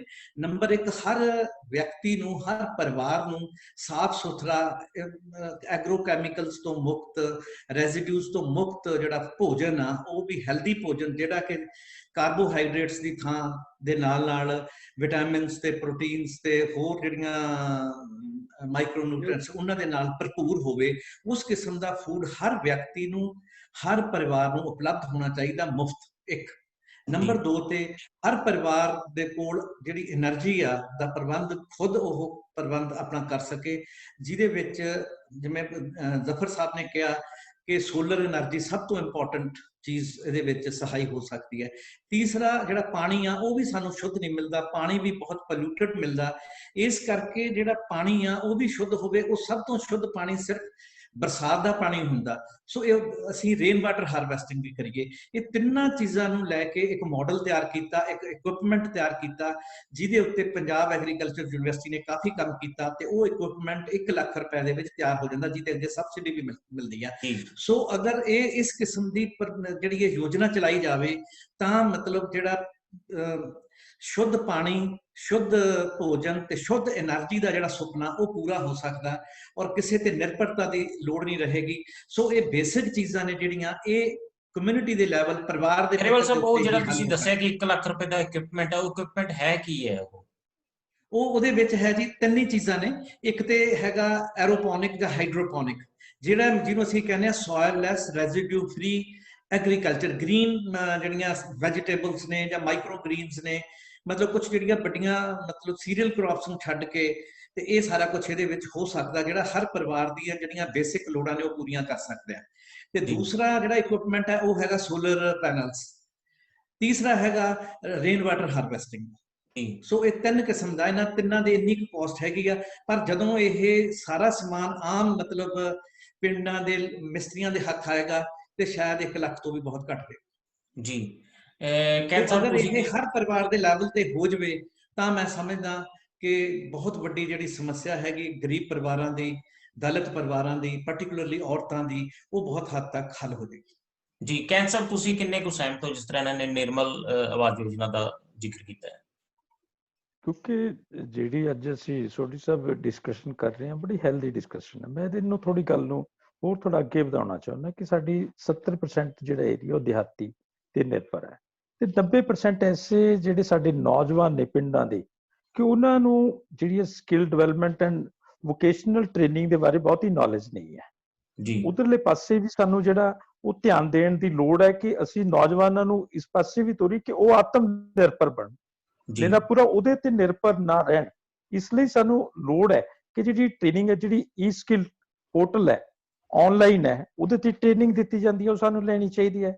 ਜਿਵੇਂ ਸਟੈਂਡ ਅਪ ਇੰਡੀਆ ਹੈ ਜਾਂ ਮੁਦਰਾ ਸਕੀਮ ਹੈ, ਤੇ ਹੋਰ ਜਿਹੜੀਆਂ ਸਕੀਮਾਂ ਨੇ ਦਿਹਾਤੀ ਏਰੀਆਜ਼ ਦੇ ਵਿੱਚ, ਉਹਨਾਂ ਨੂੰ ਕਰਨ ਦੇ ਲਈ ਲੋੜ ਹੈ ਕਿ ਜਿਹੜੀ ਈ ਲਰਨਿੰਗ ਸਾਡੇ ਉਹ ਨੇ, ਆਪਣਾ ਕੇਂਦਰ ਨੇ, ਉਹਨਾਂ ਕੇਂਦਰਾਂ ਦੇ ਵਿੱਚ ਜਿਹੜੀ ਟ੍ਰੇਨਿੰਗ ਹੈ ਉਹ ਟ੍ਰੇਨਿੰਗ ਜਿਹੜੀ ਦਿੱਤੀ ਜਾਣੀ ਚਾਹੀਦੀ ਹੈ, ਤਾਂ ਜੋ ਜਿਵੇਂ ਪਿੰਡਾਂ ਦੇ ਨਾਲ ਸੰਬੰਧਿਤ ਨੇ, ਮੋਟਰਾਂ ਦੀ ਰਿਪੇਅਰ ਕਰਨਾ, ਟਰੈਕਟਰਾਂ ਦੀ ਕਰਨਾ, ਇੰਜਣਾਂ ਦੀ ਕਰਨਾ, ਇਸ ਤਰੀਕੇ ਨਾਲ ਸੋਲਰ ਸਿਸਟਮ ਜਿਹੜਾ ਆਪਣਾ ਜਫਰ ਜੀ ਨੇ ਹੁਣ ਉਹਦਾ ਸਿਸਟਮ ਦਾ ਕਿਤੇ ਕਿ ਆਉਣ ਵਾਲੇ ਸਮੇਂ ਦੇ ਵਿੱਚ ਇਹਨਾਂ ਨੂੰ ਰਿਪੇਅਰ ਕਰਨ ਦੀ ਵੀ ਲੋੜ ਪੈਣੀ ਹੈ। ਤਾਂ ਉਹਦੇ ਲਈ ਜਿਹੜੀ ਹੈ ਸਾਨੂੰ ਸਕਿੱਲ ਡਿਵੈਲਪਮੈਂਟ ਹੈ ਉਹਦੇ ਵੱਲ ਸਾਨੂੰ ਜ਼ਿਆਦਾ ਧਿਆਨ ਦੇਣ ਦੀ ਲੋੜ ਹੈ, ਕਿਉਂਕਿ ਤਾਂ ਹੀ ਅਸੀਂ ਜਿਹੜਾ ਨੌਜਵਾਨ ਨੇ ਅਸੀਂ ਉਹਨਾਂ ਬਾਰੇ ਵੀ ਕੋਈ ਸਾਡੇ ਕੋਲ ਪਾਲਿਸੀ ਪ੍ਰੋਗਰਾਮ ਹੋਣਾ ਚਾਹੀਦਾ ਹੈ, ਕਿਉਂਕਿ ਖੇਤੀ ਦੇ ਨਾਲ ਜਦੋਂ ਅਸੀਂ ਸਮਝਦੇ ਕਿ ਬਹੁਤੀ ਗਿਣਤੀ ਜਿਹੜੀ ਹੈ ਉਹ ਸਾਡੀ ਦਿਹਾਤ ਨਾਲ ਸੰਬੰਧਿਤ ਹੈ, ਕਿਉਂਕਿ ਜਿਹੜੇ ਸਾਡੇ ਪੁਰਾਣੇ ਕਿੱਤੇ ਸੀਗੇ ਉਹ ਕਿੱਤੇ ਦਿਨ ਬਈ ਦਿਨ ਖਤਮ ਹੁੰਦੇ ਜਾ ਰਹੇ ਨੇ। ਸਾਨੂੰ ਉਹਨਾਂ ਦੇ ਵੱਲ ਜਿਹੜਾ ਧਿਆਨ ਦੇਣ ਦੀ ਲੋੜ ਹੈ, ਜਿਵੇਂ ਲੁਹਾਰ ਤਰਖਾਣ ਦਾ ਕੰਮ ਕਰ ਜੇ, ਘੁਮਿਆਰਤੀ, ਜੁਲਾਹੇ ਸੀ ਜਾਂ ਹੋਰ ਇਹਦੇ ਨਾਲ ਮਿਲਦੇ ਜੁਲਦੇ ਪੇਸ਼ੇਵਰ ਕਿੱਤੇ ਸੀਗੇ, ਉਹਨਾਂ ਨੂੰ ਉਤਸ਼ਾਹਿਤ, ਉਹਨਾਂ ਦੇ ਨਾਲ ਅਸੀਂ ਨਵੀਂ ਤਕਨੀਕ ਅਪਣਾ ਕੇ ਉਹ ਪ੍ਰੋਡਕਟਿਵਿਟੀ ਵੀ ਵਧਾ ਸਕਦੇ ਹਾਂ ਤੇ ਉਹਨਾਂ ਦਾ ਉਤਸ਼ਾਹ ਵੀ ਵਧਾ ਸਕਦੇ ਹਾਂ ਤੇ ਰੁਜ਼ਗਾਰ ਦੇ ਮੌਕੇ ਵੀ ਮਿਲ ਸਕਦੇ ਨੇ।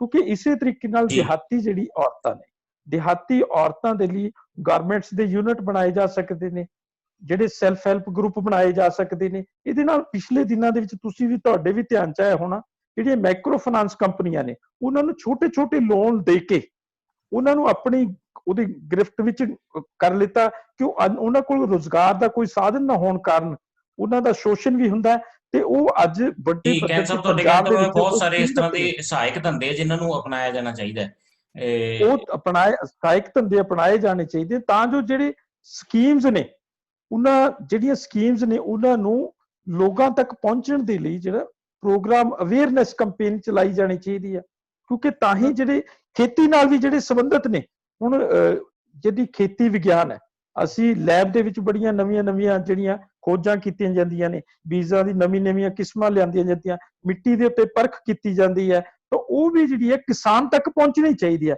ਉਹ ਕਿਸਾਨ ਤੱਕ ਪਹੁੰਚਦੀ ਹੋ ਨਹੀਂ, ਉਹ ਉੱਥੇ ਹੀ ਰੁਕ ਕੇ ਰਹਿ ਜਾਂਦੀ ਹੈ ਕਿ ਲੋਕ ਜਿਹੜੀ ਲੋੜ ਹੈ ਸਾਨੂੰ ਉਹ ਕ੍ਰਿਸ਼ੀ ਜਿਹੜੇ ਕਾਉਂਸਲਿੰਗ ਸੈਂਟਰ ਪਿੰਡ ਲੈਵਲ ਤੇ ਵੀ ਖੋਲਣੇ ਚਾਹੀਦੇ ਆ, ਉਹਦੇ ਨਾਲ ਜਿਹੜੇ ਸਹਾਇਕ ਧੰਦੇ ਨੇ ਉਹਨਾਂ ਦੀ ਵੀ ਜਾਣਕਾਰੀ ਮਿਲੇ ਔਰ ਖੇਤੀ ਦੇ ਵਿੱਚ ਜਿਹੜੀ ਨਵੀਂ ਤਕਨੀਕ ਆਏ ਉਹ ਨਵੇਂ ਉਹਦੇ ਨਾਲ ਉਪਜਾਊ ਕਿਵੇਂ ਜ਼ਿਆਦਾ ਬਣ ਸਕਦੀ ਹੈ, ਘੱਟ ਜਿਹੜੀ ਉਹਦੇ ਤੇ ਜਿਹੜੀ ਇਨਵੈਸਟਮੈਂਟ ਹੋਵੇ। ਇਸ ਤਰ੍ਹਾਂ ਦੇ ਸਾਰੇ ਜਿਹੜੇ ਸਿਸਟਮ ਹੈ ਉਹ ਸਿਸਟਮ ਨੂੰ ਜਿਹੜਾ ਵਧੀਆ ਤਰਕ ਸੰਗਤ ਬਣਾਇਆ ਜਾਣਾ ਚਾਹੀਦਾ ਔਰ ਲੋਕਾਂ ਦੀ ਜਿਹੜੀ ਖਾਸ ਕਰ ਜਿਹੜੇ ਗਰੀਬ ਕਿਸਾਨ ਨੇ, ਮਜ਼ਦੂਰ ਨੇ, ਉਹਨਾਂ ਦੀ ਪਾਰਟਿਸਿਪੇਸ਼ਨ ਹੋਣਾ ਚਾਹੀਦਾ ਵਿੱਚ, ਤਾਂ ਹੀ ਜਿਹੜਾ ਅਸੀਂ ਵਧੀਆ ਤਰੀਕੇ ਨਾਲ ਅਸੀਂ ਇੱਥੇ ਆਤਮ ਨਿਰਭਰ ਬਣਾ ਸਕਦੇ ਹਾਂ ਔਰ ਲੋਕਾਂ ਨੂੰ ਇਸ ਨਾਲ ਜੋੜ ਸਕਦੇ ਹਾਂ। ਕਿਉਂਕਿ ਅੱਜ ਸਾਰਿਆਂ ਦੀ ਇਹੀ ਦਿਲੀ ਇੱਛਾ ਹੈ ਕਿ ਜਿਹੜਾ ਕਿਸਾਨ ਹੈ, ਮਜ਼ਦੂਰ ਹੈ, ਦਿਹਾਤੀ ਏਰੀਆ 'ਚ ਵਸਣ ਵਾਲਾ ਇਨਸਾਨ ਹੈ, ਉਹ ਵੀ ਚੰਗੀ ਤਰ੍ਹਾਂ ਜਾਗਰੂਕ ਹੋਵੇ, ਆਤਮ ਨਿਰਭਰ ਬਣੇ ਔਰ ਆਪਣੀ ਜਿਹੜੀ ਗੱਲ ਹੈ ਉਹ ਕਹਿਣ ਦੇ ਸક્ષਮ ਹੋਵੇ ਔਰ ਸੈਂਟਰ ਤੇ ਸਟੇਟ ਦੀ ਜਿਹੜੀ ਪਾਲਿਸੀ ਨੇ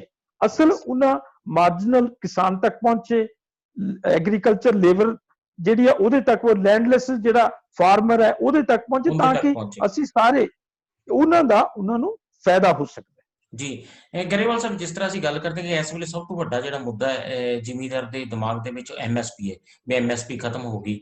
MSP ਅਸੀਂ ਸਾਰੇ ਜਾਣਦੇ ਹਾਂ ਕਿ MSP ਕੋਈ ਕਾਨੂੰਨ ਨਹੀਂ, ਇੱਕ ਜਸਟ ਐਡਮਿਨਿਸਟ੍ਰੇਟਿਵ ਆਰਡਰ ਸੀ, ਇੱਕ ਕੈਬਨਿਟ ਦਾ ਫੈਸਲਾ ਸੀ।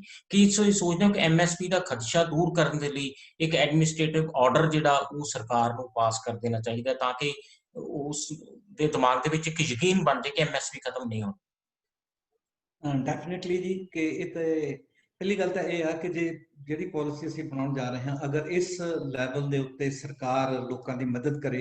ਇਹਦੇ ਵਿੱਚ ਇੱਕ ਹੋਰ ਜਿਹੜਾ ਪੁਆਇੰਟ ਰਹਿ ਗਿਆ ਉਹ ਸੀ ਪ੍ਰੈਸੀਜਨ ਐਗਰੀਕਲਚਰ ਦਾ, ਕਿ ਹੁਣ ਮਤਲਬ ਇੰਨੀ ਐਗਰੀਕਲਚਰ ਦੇ ਵਿੱਚ ਟੈਕਨੋਲੋਜੀ ਡਿਵੈਲਪ ਹੋ ਗਈ ਆ ਕਿ ਅਗਰ ਅਸੀਂ ਚਾਹੀਏ ਤੇ ਈਵਨ ਪਾਣੀ ਦੇ ਉੱਤੇ ਅਸੀਂ 70% ਸੇਵਿੰਗ ਕਰ ਸਕਦੇ ਹਾਂ। ਇਸ ਕਿਸਮ ਦੀਆਂ ਟੈਕਨੋਲੋਜੀਜ਼ ਆ ਗਈਆਂ ਨੇ ਤੇ ਜਿਹਦੇ ਵਿੱਚ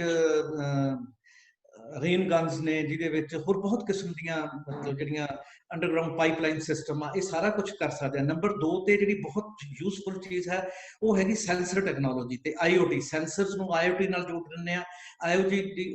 IoT ਇੰਟਰਨੈਟ ਆਫ ਥਿੰਗਸ, ਅੱਗੇ ਕਲਾਊਡ ਕੰਪਿਊਟਿੰਗ ਰਾਹੀਂ ਜਿਹੜੇ ਮਤਲਬ ਪ੍ਰੈਡਿਕਟਿਵ ਐਲਗੋਰਿਥਮਸ ਨੇ ਉਹਨਾਂ ਰਾਹੀਂ ਮਤਲਬ ਜਿਹੜੀਆਂ ਸਾਰੀਆਂ ਇਨਪੁਟਸ ਦੀ ਬਹੁਤ ਹੀ ਮਤਲਬ ਮਿਨੀਮਮ ਪੋਸਿਬਲ ਜਿਹੜੀ ਜ਼ਰੂਰਤ ਆ ਉਹ ਮਤਲਬ ਡਿਟਰਮਿਨ ਕਰ ਸਕਦੀਆਂ ਔਰ ਅਪਲਾਈ ਕਰ ਸਕਦੀਆਂ।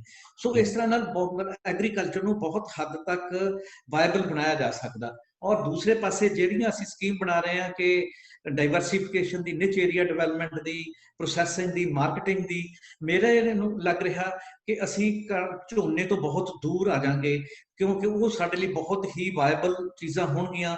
ਔਰ ਉਹ ਮਤਲਬ ਮੇਰਾ ਨਹੀਂ ਖਿਆਲ ਕਿ ਜਿਹੜੀਆਂ ਮਿਨੀਮਮ ਸਪੋਰਟ ਪ੍ਰਾਈਸ ਆ ਉਸ ਕਿਸਮ ਦੀਆਂ ਜਿਹੜੀਆਂ ਆਮਦਨੀਆਂ ਉਹਨਾਂ ਦਾ ਕਦੇ ਮੁਕਾਬਲਾ ਕਰ ਸਕੇਗੀ। ਅਸੀਂ ਤਾਂ ਇਹ ਗੱਲ ਚਾਹੁੰਦੇ ਹਾਂ ਕਿ ਕਿਸੇ ਵੀ ਪਿੰਡ ਦੇ ਵਿੱਚੋਂ ਕੋਈ ਵੀ ਅਨਪ੍ਰੋਸੈਸਡ ਜਿਣਸ ਬਾਹਰ ਨਾ ਜਾਵੇ, ਮੰਡੀ ਕੀ ਮਤਲਬ ਕਿਤੇ ਵੀ ਨਾ ਜਾਵੇ, ਪਿੰਡ ਚੋਂ ਜੋ ਵੀ ਜਾਵੇ ਉਹ ਪ੍ਰੋਸੈਸਡ ਜਾਵੇ, ਵੈਲਿਊ ਐਡਡ ਜਾਵੇ, ਜਿਹਦੀ ਜਿਹੜੀ ਵੈਲਿਊ ਆ ਉਹ ਬਹੁਤ ਜ਼ਿਆਦਾ 2 ਜਾਂ 3 ਜਾਂ 4-5 ਟਾਈਮਸ ਜ਼ਿਆਦਾ ਹੋ ਸਕਦੀ ਹੈ ਔਰ ਹੋਏਗੀ। ਸੋ ਜਿੱਥੋਂ ਤੱਕ ਇਹ ਬਿਲਕੁਲ ਇਹ ਗੱਲ ਠੀਕ ਆ ਤੁਹਾਡੀ ਕਿ ਕਿਉਂਕਿ ਇੱਕ ਖਦਸ਼ਾ ਇੱਕ ਲੋਕਾਂ ਦੇ ਅੰਦਰ ਹੈਗਾ ਕਿ ਐਮਐਸਪੀ ਵਿਡਰਾ ਹੋ ਰਹੀ ਆ, ਤਾਂ ਸਰਟਨਲੀ ਮਤਲਬ ਸਰਕਾਰ ਨੂੰ ਚਾਹੀਦਾ ਕਿ ਉਹ ਲੋਕਾਂ ਨੂੰ ਯਕੀਨ ਦਿਵਾਉਣ ਲਈ ਇਹ ਜਿਹੜਾ ਇੱਕ ਕੈਬਨਿਟ ਡਿਸੀਜਨ ਆ ਉਹ ਕਰੇ ਔਰ ਲੋਕਾਂ ਨੂੰ ਕਮਿਊਨੀਕੇਟ ਕਰੇ ਕਿ ਅਸੀਂ ਮਤਲਬ ਜਿਹੜੀ ਐਮਐਸਪੀ ਆ ਉਹ ਵਿਡਰਾ ਨਹੀਂ ਕਰ ਰਹੇ। ਤੇ ਹੋਰ ਵੀ ਬਹੁਤ ਸਾਰੀਆਂ ਜਿਹੜੇ ਅਦਰ ਏਰੀਆਜ਼ ਨੇ ਉੱਥੇ ਵੀ ਐਮਐਸਪੀ ਨੂੰ ਇਫੈਕਟਿਵ ਬਣਾਇਆ ਜਾ ਸਕਦਾ, ਪਰ ਮਤਲਬ ਵੱਡੀ ਗੱਲ ਇਹੀ ਹੋਏਗੀ ਕਿ ਅਸੀਂ ਮਤਲਬ ਉੱਥੇ ਮੰਡੀਆਂ ਦੇ ਵਿੱਚ ਮਤਲਬ ਜਿਹੜਾ ਇਹ ਮਾਲ ਲਿਜਾਣ ਦੀ ਬਜਾਏ ਅਸੀਂ ਪ੍ਰੋਸੈਸਡ ਮਾਲ ਹੀ ਇੰਟਰਨੈਸ਼ਨਲ ਲੈਵਲ ਦੇ ਉੱਤੇ ਥਰੂ ਈ ਮਾਰਕੀਟਿੰਗ, ਥਰੂ ਮਤਲਬ ਜਿਹੜੇ ਪਲੇਟਫਾਰਮਸ ਨੇ ਉਹ ਮਤਲਬ ਗਲੋਬਲੀ ਮਾਰਕੀਟ ਕਰੀਏ, ਮਾਰਕੀਟ ਇੰਟੈਲੀਜੈਂਸ ਦੇ ਮੈਕੈਨਿਜ਼ਮਸ ਖੜੇ ਕਰੀਏ। ਉਹ ਮੈਨੂੰ ਲੱਗਦਾ ਬਹੁਤ ਯੂਜ਼ਫੁਲ ਗੱਲ ਹੋ ਸਕਦੀ। ਜੀ ਜਬਰ ਸਾਹਿਬ, ਤੁਸੀਂ ਕੀ ਸੋਚਦੇ ਹੋ ਕਿ ਅੱਜ ਦਾ ਜੋ ਭਖਦਾ ਮਸਲਾ ਖੇਤੀਬਾੜੀ ਨਵੀਂ ਨੀਤੀ ਤੇ, ਕਿ ਸਰਕਾਰ ਨੂੰ ਚਾਹੀਦਾ ਕਿ ਉਹ ਕਿਸਾਨ ਜਥੇਬੰਦੀਆਂ ਦੇ ਨਾਲ ਮਿਲ ਬੈਠ ਕੇ ਗੱਲ ਕਰੇ ਤੇ ਉਹਨਾਂ ਦੇ ਦਿਮਾਗ ਦੇ ਵਿੱਚ, ਉਹਨਾਂ ਦੇ ਜ਼ਿਹਨ 'ਚ ਜਿਹੜੇ ਖਦਸ਼ੇ ਹੈ ਉਹਨਾਂ ਨੂੰ ਉਹ ਦੂਰ ਕਰੇ? ਹਾਂਜੀ ਬਿਲਕੁਲ। ਉਹ ਤਾਂ ਜਿਵੇਂ ਮੈਂ ਪਹਿਲਾਂ ਕਿਹਾ ਕਿ ਸਾਨੂੰ ਗੱਲਬਾਤ ਤਾਂ ਪਹਿਲਾਂ ਹੀ ਵਿਆਪਕ ਪੱਧਰ ਤੇ ਨਹੀਂ ਹੋਣੀ ਚਾਹੀਦੀ ਸੀ ਕਿ ਉਹ ਖਦਸ਼ੇ ਪੈਦਾ ਹੀ ਨਾ ਹੁੰਦੇ। ਜੇ ਹੁਣ ਹੋ ਗਏ ਤਾਂ ਉਹਦੇ ਲਈ ਗੱਲ ਜ਼ਰੂਰ ਹੋਣੀ ਚਾਹੀਦੀ ਆ। ਤੇ ਜਿੱਥੋਂ ਤੱਕ ਐਮਐਸਪੀ ਦਾ ਸਵਾਲ ਆ, ਐਮਐਸਪੀ ਸਾਡੇ ਕੋਲ 2 ਫਸਲਾਂ ਤੇ ਐਮਐਸਪੀ ਆ, ਝੋਨੇ ਤੇ ਇਫੈਕਟਿਵ ਐਮਐਸਪੀ ਆ ਜਿਹੜੀ 2 ਤੇ ਆ ਸਰਕਾਰ ਜਿਹੜੀ ਚੱਕਦੀ ਆ ਜਿਹੜੀਆਂ ਫਸਲਾਂ। ਬਾਕੀ ਇਹ ਕਹਿਣ ਨੂੰ ਐਮਐਸਪੀ ਬਹੁਤ ਸਾਰੀਆਂ ਫਸਲਾਂ ਤੇ, ਪਰ ਸਰਕਾਰ ਉਹਦੀ ਖਰੀਦਦਾਰੀ ਕਰਦੀ ਨਹੀਂ। ਹਾਲਾਂਕਿ ਜੇ ਐਮਐਸਪੀ ਅਸਲ ਵਿੱਚ ਇਹਨਾਂ ਦੋ ਚੀਜ਼ਾਂ ਦੀ ਐਮਐਸਪੀ ਨਹੀਂ ਪੰਜਾਬ ਨੂੰ ਖਰਾਬ ਕੀਤਾ। ਅਸੀਂ ਕਿਸਾਨਾਂ ਦੇ ਘਰਾਂ ਜਿਵੇਂ ਬੜੇ ਹੋਣ ਦੇ ਨਾਤੇ ਜਾਲੇ ਇਹੀ ਹੁਣ ਤੱਕ ਸੁਣਦੇ ਰਹੇ ਵੀ ਕਿਸਾਨ ਹੀ ਇੱਕ ਇਹੋ ਜਿਹਾ ਪ੍ਰੋਡਿਊਸਰ ਆ ਜਿਹਦੀ ਪ੍ਰੋਡਿਊਸ ਦਾ ਜਿਹੜਾ ਭਾਅ ਆ ਕੋਈ ਹੋਰ ਬੰਦਾ ਸਰਕਾਰ ਬੰਦੀ ਆ। ਬਾਕੀ ਸਾਰਾ ਜਿੰਨਾ ਪ੍ਰੋਡਿਊਸਰ ਆ, ਚਾਹੇ ਉਹ ਇੰਡਸਟਰੀਅਲ ਪ੍ਰੋਡਿਊਸਰ ਆ, ਚਾਹੇ ਉਹ ਸਰਵਿਸ ਸੈਕਟਰ ਦਾ ਪ੍ਰੋਡਿਊਸਰ ਆ, ਉਹਦਾ ਆਪਣੇ ਕੰਮ ਦੀ ਕੀਮਤ ਆਪ ਤੈਅ ਕਰਦਾ। ਤੇ ਬੜਾ ਕਿਸਾਨ ਨਾਲ ਅਨਿਆਂ ਆ। ਅਸੀਂ ਐਮਐਸਪੀ ਨੂੰ ਇੱਕ ਅਨਿਆਂ ਵਾਂਗੂ ਦੇਖਦੇ ਰਹੇ ਹੁਣ ਤੱਕ। ਤੇ ਇਹ ਹੈ ਵੀ ਸੱਚ ਸੀ ਕਿ ਐਮਐਸਪੀ ਦੀ ਜਿਹੜੀ ਕਾਸਟ ਬੰਨੀ ਵੀ ਜਾਂਦੀ ਉਹਦੀ ਕਾਸਟ ਪ੍ਰਾਈਸ ਦੇ ਬਰਾਬਰ ਨਹੀਂ ਹੈਗੀ, ਇਹ ਅਸੀਂ ਸਾਰੇ ਹੀ ਜਾਣਦੇ ਹਾਂ। ਤੇ ਇਹ ਹੁਣ ਸਥਿਤੀ ਹੋ ਗਈ ਕਿ ਸਾਨੂੰ ਵਿਜੇਦ ਹੋਣਾ ਪਿਆ ਕਿ ਐਮਐਸਪੀ ਬਚਣੀ ਚਾਹੀਦੀ। ਹਾਲਾਂਕਿ ਵਿਆਪਕ ਹੋਣੀ ਚਾਹੀਦੀ ਹੈ ਕਿ ਦੂਜੀਆਂ ਫਸਲਾਂ ਵੀ ਉਹਦੇ ਲਾਹੇਵੰਦੇ ਮੁੱਲ ਤੇ ਉਹਨੂੰ ਰਿਟਰਨ ਦੇ ਸਕਣ। ਇਹ ਇੰਸ਼ੋਰ ਕਰਨ ਦੀ ਲੋੜ ਆ। ਐਮਐਸਪੀ ਨੂੰ ਇਸ ਤਰ੍ਹਾਂ ਇੱਥੇ ਜ਼ੋਰ ਦੇਣ ਦੀ ਲੋੜ ਆ ਤਾਂ ਕਿ ਸਾਡਾ ਜਿਹੜਾ ਪੁਰਾਣਾ ਤਰੀਕਾ ਹੈਗਾ ਉਹਦੇ ਲਈ ਕਿ ਜਿਹੜਾ ਇਹ ਚੀਜ਼ਾਂ ਨੇ ਜਿਵੇਂ ਵੈਲਿਊ ਐਡਡ ਅਸੀਂ ਜਿਹੜੇ ਭਾਈਚਾਰੇ ਤੌਰ ਤੇ ਚੀਜ਼ਾਂ ਪੈਦਾ ਕਰਨ ਦੇ ਕਾਬਿਲ ਹੋਵਾਂਗੇ ਤਾਂ ਇਹ ਚੀਜ਼ਾਂ ਠੀਕ ਹੋਣਗੀਆਂ। ਇਸੇ ਤਰ੍ਹਾਂ ਐਮਐਸਪੀ ਦਾਲਾਂ ਤੇ ਵੀ ਹੋਵੇ, ਦੂਜੀਆਂ ਤੇ ਵੀ ਹੋਵੇ, ਉਹ ਤਾਂ ਹੀ ਹੋਣਗੀਆਂ ਜੇ ਅਸੀਂ ਉਹਨਾਂ ਦੀ value added industry, value added productivity ਵੱਲ ਸ਼ਿਫਟ ਕਰਾਂਗੇ। ਤਾਂ ਮਤਲਬ ਇਹ ਇਕੱਲੇ ਨਾ ਹੁਣ ਕਿਸਾਨ ਦੇ ਠੀਕ ਕਰਨ ਵਾਲੀ ਇਕੱਲੇ ਦੇ ਨਹੀਂ ਹੈ ਤੇ ਸਰਕਾਰ ਵੀ ਇਕੱਲੀ ਕੋਸ਼ਿਸ਼ ਕਰਦੀ। ਸਰਕਾਰ ਵੱਲੋਂ ਜਿਹੜਾ ਹੋਣ ਵਾਲਾ ਤਰੀਕਾ ਇਹ ਆ ਕਿ ਸਰਕਾਰ ਜਿੱਥੇ ਕੋਈ ਕਮਿਊਨਿਟੀ, ਜਿੱਥੇ ਕੋਈ ਭਾਈਚਾਰਾ ਐਗਰੀਕਲਚਰ ਬੇਸਡ ਐਕਟੀਵਿਟੀ ਕਰਦਾ ਉਹਨੂੰ ਸਪੋਰਟ ਕਿਵੇਂ ਕਰ ਸਕਦੀ ਹੈ, ਉਹਦੇ ਤੇ ਉਹਦਾ ਫੋਕਸ ਹੋਵੇ, ਫਿਰ ਠੀਕ ਹੋਊਗਾ ਕਾਨੂੰਨ ਨਾਲੋਂ ਵੀ ਜ਼ਿਆਦਾ। ਜਿੱਥੋਂ ਤੱਕ ਰੈਗੂਲੇਟ, ਜਿਵੇਂ ਮੈਂ ਸਬਸਿਡੀ ਦੀ ਗੱਲ ਕੀਤੀ ਸੀ ਕਿ ਪਰ ਏਕੜ ਸਬਸਿਡੀ ਦਿੱਤੀ ਜਾਵੇ, ਉਹ ਨਾ ਕਿ ਕਿਸੇ ਬਿਜਲੀ ਤੇ ਜਾਂ ਅਪਲਾਇੰਸ ਤੇ, ਕਿ ਪਰ ਏਕੜ ਜਿਹੜਾ ਕਲਟੀਵੇਸ਼ਨ ਕਰਦਾ ਉਹਦੀ ਇੰਨੀ ਸਬਸਿਡੀ ਆ ਜਿਹਦੇ ਨਾਂ ਤੇ ਗਿਦਾਵਰੀ ਉਹਨੂੰ ਚੱਲ ਜੇ। ਉਹਦੇ ਵਿੱਚ ਇੱਕ ਖੂਬਸੂਰਤ ਗੱਲ ਜਾਂ ਕਹਿ ਲਓ ਚੰਗੀ ਗੱਲ ਇਹ ਹੋ ਸਕਦੀ ਆ ਕਿ ਸਰਕਾਰ ਜਿੱਥੇ ਜਿਹੜੀ ਕ੍ਰੌਪ ਨੂੰ ਪ੍ਰਮੋਟ ਕਰਨਾ ਚਾਹੁੰਦੀ ਹੈ, ਜਿੱਥੇ ਜਿਹੜੀ ਕ੍ਰੌਪ ਨੂੰ ਇਨਕਰੇਜ ਕਰਨਾ ਚਾਹੁੰਦੀ ਹੈ, ਉੱਥੇ ਪਰ ਏਕੜ ਉਹਦੀ ਸਬਸਿਡੀ ਵਧਾ ਸਕਦੀ ਹੈ। ਜਿਹੜੀ ਚੀਜ਼ ਨੂੰ ਕਰਨੀ ਚਾਹੁੰਦੀ ਹੈ, ਜਿਹੜੀ ਲੱਗਦੀ ਕਿ ਸਾਡੇ এনवायरमेंट ਲਈ ਠੀਕ ਨਹੀਂ, ਸਾਡੀ ਇਕੋਲੋਜੀ ਲਈ ਠੀਕ ਨਹੀਂ, ਉੱਥੇ ਸਬਸਿਡੀ ਘਟਾਈ ਜਾ ਸਕਦੀ ਹੈ ਜਾਂ ਖਤਮ ਵੀ ਕੀਤੀ ਜਾ ਸਕਦੀ ਹੈ। ਇਦਾਂ ਭਾਈਚਾਰਕ ਸਰਗਰਮੀ ਦੇ ਨਾਲ ਸਰਕਾਰ ਦੇ ਰੈਗੂਲੇਸ਼ਨ ਦਾ ਇੱਕ ਜੁਟਤਾ ਹੋਣ ਤੋਂ ਬਿਨਾਂ ਕੰਮ ਸੂਤ ਨਹੀਂ ਆਉਣਾ। ਇਸ ਕਰਕੇ ਇਹਦੇ ਲਈ ਡਾਇਲੌਗ ਬਹੁਤ ਜ਼ਰੂਰੀ ਹੈ। ਠੀਕ। ਗਰੇਵਾਲ ਸਾਹਿਬ, ਜਾਂਦੇ ਕਿਉਂਕਿ ਸਮਾਂ ਬਹੁਤ ਹੋ ਗਿਆ, ਤੁਸੀਂ ਕੀ ਕਹਿਣਾ ਚਾਹੁੰਦੇ ਹੋ? ਜਿਸ ਨੀਅਤ ਦੇ ਨਾਲ ਸਰਕਾਰ ਨੇ ਖੇਤੀਬਾੜੀ ਬਿੱਲ ਲਿਆਂਦਾ ਹੈ, ਉਹ ਚਾਹੁੰਦੀ ਹੈ ਕਿ ਪੰਜਾਬ ਦੀ ਖੇਤੀਬਾੜੀ ਨੂੰ, ਪੂਰੇ ਦੇਸ਼ ਦੀ ਖੇਤੀਬਾੜੀ ਨੂੰ ਪ੍ਰਫੁੱਲਤ ਕੀਤਾ ਜਾਵੇ, ਕਿਸਾਨ ਨੂੰ ਪ੍ਰਫੁੱਲਤ ਕੀਤਾ ਜਾਵੇ, ਕਿਸਾਨ ਨੂੰ ਇੱਕ ਵਪਾਰੀ ਬਣਾਇਆ ਜਾਵੇ ਤਾਂ ਕਿ ਉਹ ਆਪਣੀ ਵੱਧ ਆਮਦਨ ਕਰ ਸਕੇ। ਤੁਸੀਂ ਜਾਂਦੇ ਜਾਂਦੇ ਕੀ ਕਹਿਣਾ ਚਾਹੁੰਦੇ ਹੋ ਇਸ ਨਵੇਂ ਖੇਤੀਬਾੜੀ ਨੀਤੀ ਤੇ ਜਾਂ ਆਪਣੀ ਬਿਲਕੁਲ ਪਾਲਿਸੀ ਫਰੇਮ ਤੇ? ਹਾਂਜੀ, ਬਿਲਕੁਲ ਆਪ ਜੀ ਦੀ ਗੱਲ ਠੀਕ ਹੈ ਕਿ ਬਹੁਤ ਸਾਰੇ ਏਰੀਆਜ਼ ਨੇ, ਜਿਵੇਂ ਪੰਜਾਬ ਦੇ ਵਿੱਚ ਬਹੁਤ ਸਾਰੇ ਸਿੰਗਰ ਨੇ, ਪੇਰੈਂਟਸ ਕਹਿੰਦੇ ਨੇ ਸਾਡਾ ਮੁੰਡਾ ਬਰਬਾਦ ਹੋ ਰਿਹਾ। ਇਸੇ ਤਰ੍ਹਾਂ ਹੋਰ ਵੀ ਬਹੁਤ ਸਾਰੇ ਏਰੀਆਜ਼ ਨੇ ਕਲਚਰਲ ਇੰਡਸਟਰੀਜ਼ ਪੈਦਾ ਹੋ ਸਕਦੀਆਂ, ਬਹੁਤ ਸਾਰੀਆਂ ਕ੍ਰਾਫਟਸ ਦੀਆਂ ਇੰਡਸਟਰੀਜ਼। ਇੰਨੇ ਕੰਮ ਨੇ ਪੰਜਾਬ ਦੇ ਲੋਕਾਂ ਨੂੰ ਆਉਂਦੇ ਕਿ ਜਿਹਦੇ ਨਾਲ ਹਰ ਜਿਹੜਾ ਪੰਜਾਬ ਦਾ ਬੱਚਾ ਪੰਜਾਬ ਦਾ ਹਰ ਬੰਦਾ, ਹਰ ਔਰਤ ਨੂੰ ਵਧੀਆ ਖੂਬਸੂਰਤ ਇੰਪਲੋਇਮੈਂਟ ਮਿਲ ਸਕਦੀ ਆ, ਔਰ ਉਹ ਵਧੀਆ ਜਿਹੜਾ ਆਪਣਾ ਇਨਕਮ ਜਨਰੇਟ ਕਰ ਸਕਦੀ ਆ। ਸੋ ਇਹ ਪਰ ਤਾਂ ਹੀ ਸੰਭਵ ਆ ਜੇ ਇਸ ਕੰਮ ਦੇ ਵਿੱਚ ਗਵਰਨਮੈਂਟ ਆਫ ਇੰਡੀਆ ਤੇ ਗਵਰਨਮੈਂਟ ਆਫ ਜਿਹੜੀ ਪੰਜਾਬ ਆ, ਉਹ ਪੰਜਾਬ ਦੇ ਲੋਕਾਂ ਨੂੰ ਆਪਣਾ ਜਿਹੜਾ ਖੇਤੀਬਾੜੀ ਦੀ ਪ੍ਰੋਸੈਸਿੰਗ ਦਾ, ਖੇਤੀਬਾੜੀ ਦੀ ਮਾਰਕੀਟਿੰਗ ਦਾ ਆਪਣੇ ਲੈਵਲ ਤੇ ਪ੍ਰਬੰਧ ਕਰਨ ਲਈ ਸਪੋਰਟ ਕਰੇ। ਨਾ ਕਿ ਇਹ ਕਹੇ ਕਿ ਤੁਸੀਂ ਆਓ ਸਾਡੇ ਕੋਲ, ਸਾਡੀ ਬਿਊਰੋਕ੍ਰੇਸੀ ਦੇ ਮਤਲਬ ਤਈਆਂ ਦੇ ਵਿੱਚ ਮਤਲਬ ਵੜੋ ਤੇ ਸਾਨੂੰ ਲੁੱਟ ਖਸੁੱਟ ਦਾ ਮੌਕਾ ਦਿਓ। ਸੋ ਇਹ ਸਾਰੇ ਕਾਸੇ ਤੋਂ ਪੰਜਾਬ ਦੇ ਲੋਕਾਂ ਨੇ ਆਪਣੇ ਲਈ, ਆਪਣੀ ਐਗਰੀਕਲਚਰ ਲਈ, ਆਪਣੇ ਜੀਵਨ ਲਈ ਕਿਵੇਂ ਮਤਲਬ ਜਿਹੜੀ ਆਪਣੀ ਪ੍ਰੋਡਕਸ਼ਨ ਨੂੰ, ਆਪਣੀ ਜਿਹੜੀਆਂ ਪ੍ਰੋਡਕਟਸ ਨੇ ਜਾਂ ਸਰਵਿਸਿਜ਼ ਨੇ ਉਹਨਾਂ ਨੂੰ ਕਿਵੇਂ ਕਰਨਾ, ਉਹਦੇ ਲਈ ਗਵਰਨਮੈਂਟਸ ਨੂੰ ਦੋਨਾਂ ਨੂੰ ਵੱਡੇ ਪੱਧਰ ਤੇ ਅੱਗੇ ਆ ਕੇ ਸਪੋਰਟ ਕਰਨੀ ਚਾਹੀਦੀ ਆ। ਔਰ ਸਾਰਾ ਕੰਮ ਇਹ ਕਿਸਾਨਾਂ ਦੇ ਹੱਥ 'ਚ ਦੇਣਾ ਚਾਹੀਦਾ ਤਾਂ ਕਿ ਕਿਸਾਨਾਂ ਦੇ ਅੰਦਰ ਕੋਈ ਕਿਸੇ ਕਿਸਮ ਦਾ ਸ਼ੰਕਾ ਨਾ ਹੋਵੇ। ਜੀ ਗਰੇਵਾਲ ਸਾਹਿਬ, ਗੈਂਦ ਸਾਹਿਬ, ਜਫਰ ਸਾਹਿਬ, ਤੁਸੀਂ ਚਰਚਾ 'ਚ ਭਾਗ ਲੈਣ ਗਏ, ਤੁਹਾਡਾ ਮੈਂ ਬਹੁਤ ਬਹੁਤ ਧੰਨਵਾਦੀ ਹਾਂ। ਜਿਵੇਂ ਕਿ ਅਸੀਂ ਜਾਣਦੇ ਹਾਂ ਕਿ ਭਾਰਤ ਖੇਤੀ ਪ੍ਰਧਾਨ ਸੂਬਾ ਹੈ, ਜਿਸ ਦੀ ਆਰਥਿਕਤਾ ਜਿਹੜੀ ਉਹ ਮੁੱਖ ਖੇਤੀਬਾੜੀ ਤੇ ਹੀ ਨਿਰਭਰ ਕਰਦੀ ਹੈ, ਤੇ ਸਾਨੂੰ ਇਹ ਵੀ ਯਾਦ ਰੱਖਣਾ ਚਾਹੀਦਾ ਕਿ ਸਰਕਾਰ ਅਤੇ ਕਿਸਾਨ ਇੱਕ ਦੂਜੇ ਦੇ ਪੂਰਕ ਹਨ। ਸਰਕਾਰ ਕਦੇ ਵੀ ਕਿਸਾਨ ਵਿਰੋਧੀ ਨਹੀਂ ਹੋ ਸਕਦੀ। ਅੱਜ ਦੀ ਜੋ ਖੇਤੀਬਾੜੀ ਨੀਤੀ ਨਵੀਂ ਸਰਕਾਰ ਲੈ ਕੇ ਆਈ ਹੈ, ਉਹ ਕਿਸਾਨ ਨੂੰ ਤੇ ਕਿਸਾਨੀ ਨੂੰ ਪ੍ਰਫੁੱਲਤ ਕਰਨ ਦੇ ਲਈ ਹੈ, ਪਰੰਤੂ ਸਿਰਫ ਭੁਲੇਖੇ ਦੂਰ ਕਰਨ ਦੀ ਲੋੜ ਹੈ। ਜੇਕਰ ਸਰਕਾਰ ਤੇ ਕਿਸਾਨ ਇੱਕ ਮੰਚ ਤੇ ਬੈਠ ਕੇ ਆਪਣੇ ਭੁਲੇਖੇ ਦੂਰ ਕਰ ਲੈਣ ਤਾਂ ਅਸੀਂ ਯਕੀਨਨ ਕਹਿ ਸਕਦੇ ਹਾਂ ਕਿ ਨਵੀਂ ਖੇਤੀਬਾੜੀ ਨੀਤੀ ਹੈ ਜਿਹੜੀ ਉਹ ਕਿਸਾਨ ਦੀ ਆਮਦਨ ਵਧਾਊਗੀ, ਸਾਨੂੰ ਤਰੱਕੀ ਦੇ ਰਾਹ ਤੇ ਲੈ ਕੇ ਜਾਊਗੀ। ਫਿਰ ਇੱਕ ਵਿਸ਼ਾ ਲੈ ਕੇ ਤੁਹਾਡੇ ਸਾਹਮਣੇ ਹਾਜ਼ਰ ਹੋਵਾਂਗੇ। ਆਗਿਆ ਦਿਓ, ਧੰਨਵਾਦ। ਥੈਂਕ ਯੂ, ਬਹੁਤ ਧੰਨਵਾਦ ਜੀ ਤੁਹਾਡਾ ਵੀ, ਛੋਟੀ ਸਾਹਿਬ। ਬਹੁਤ ਧੰਨਵਾਦ।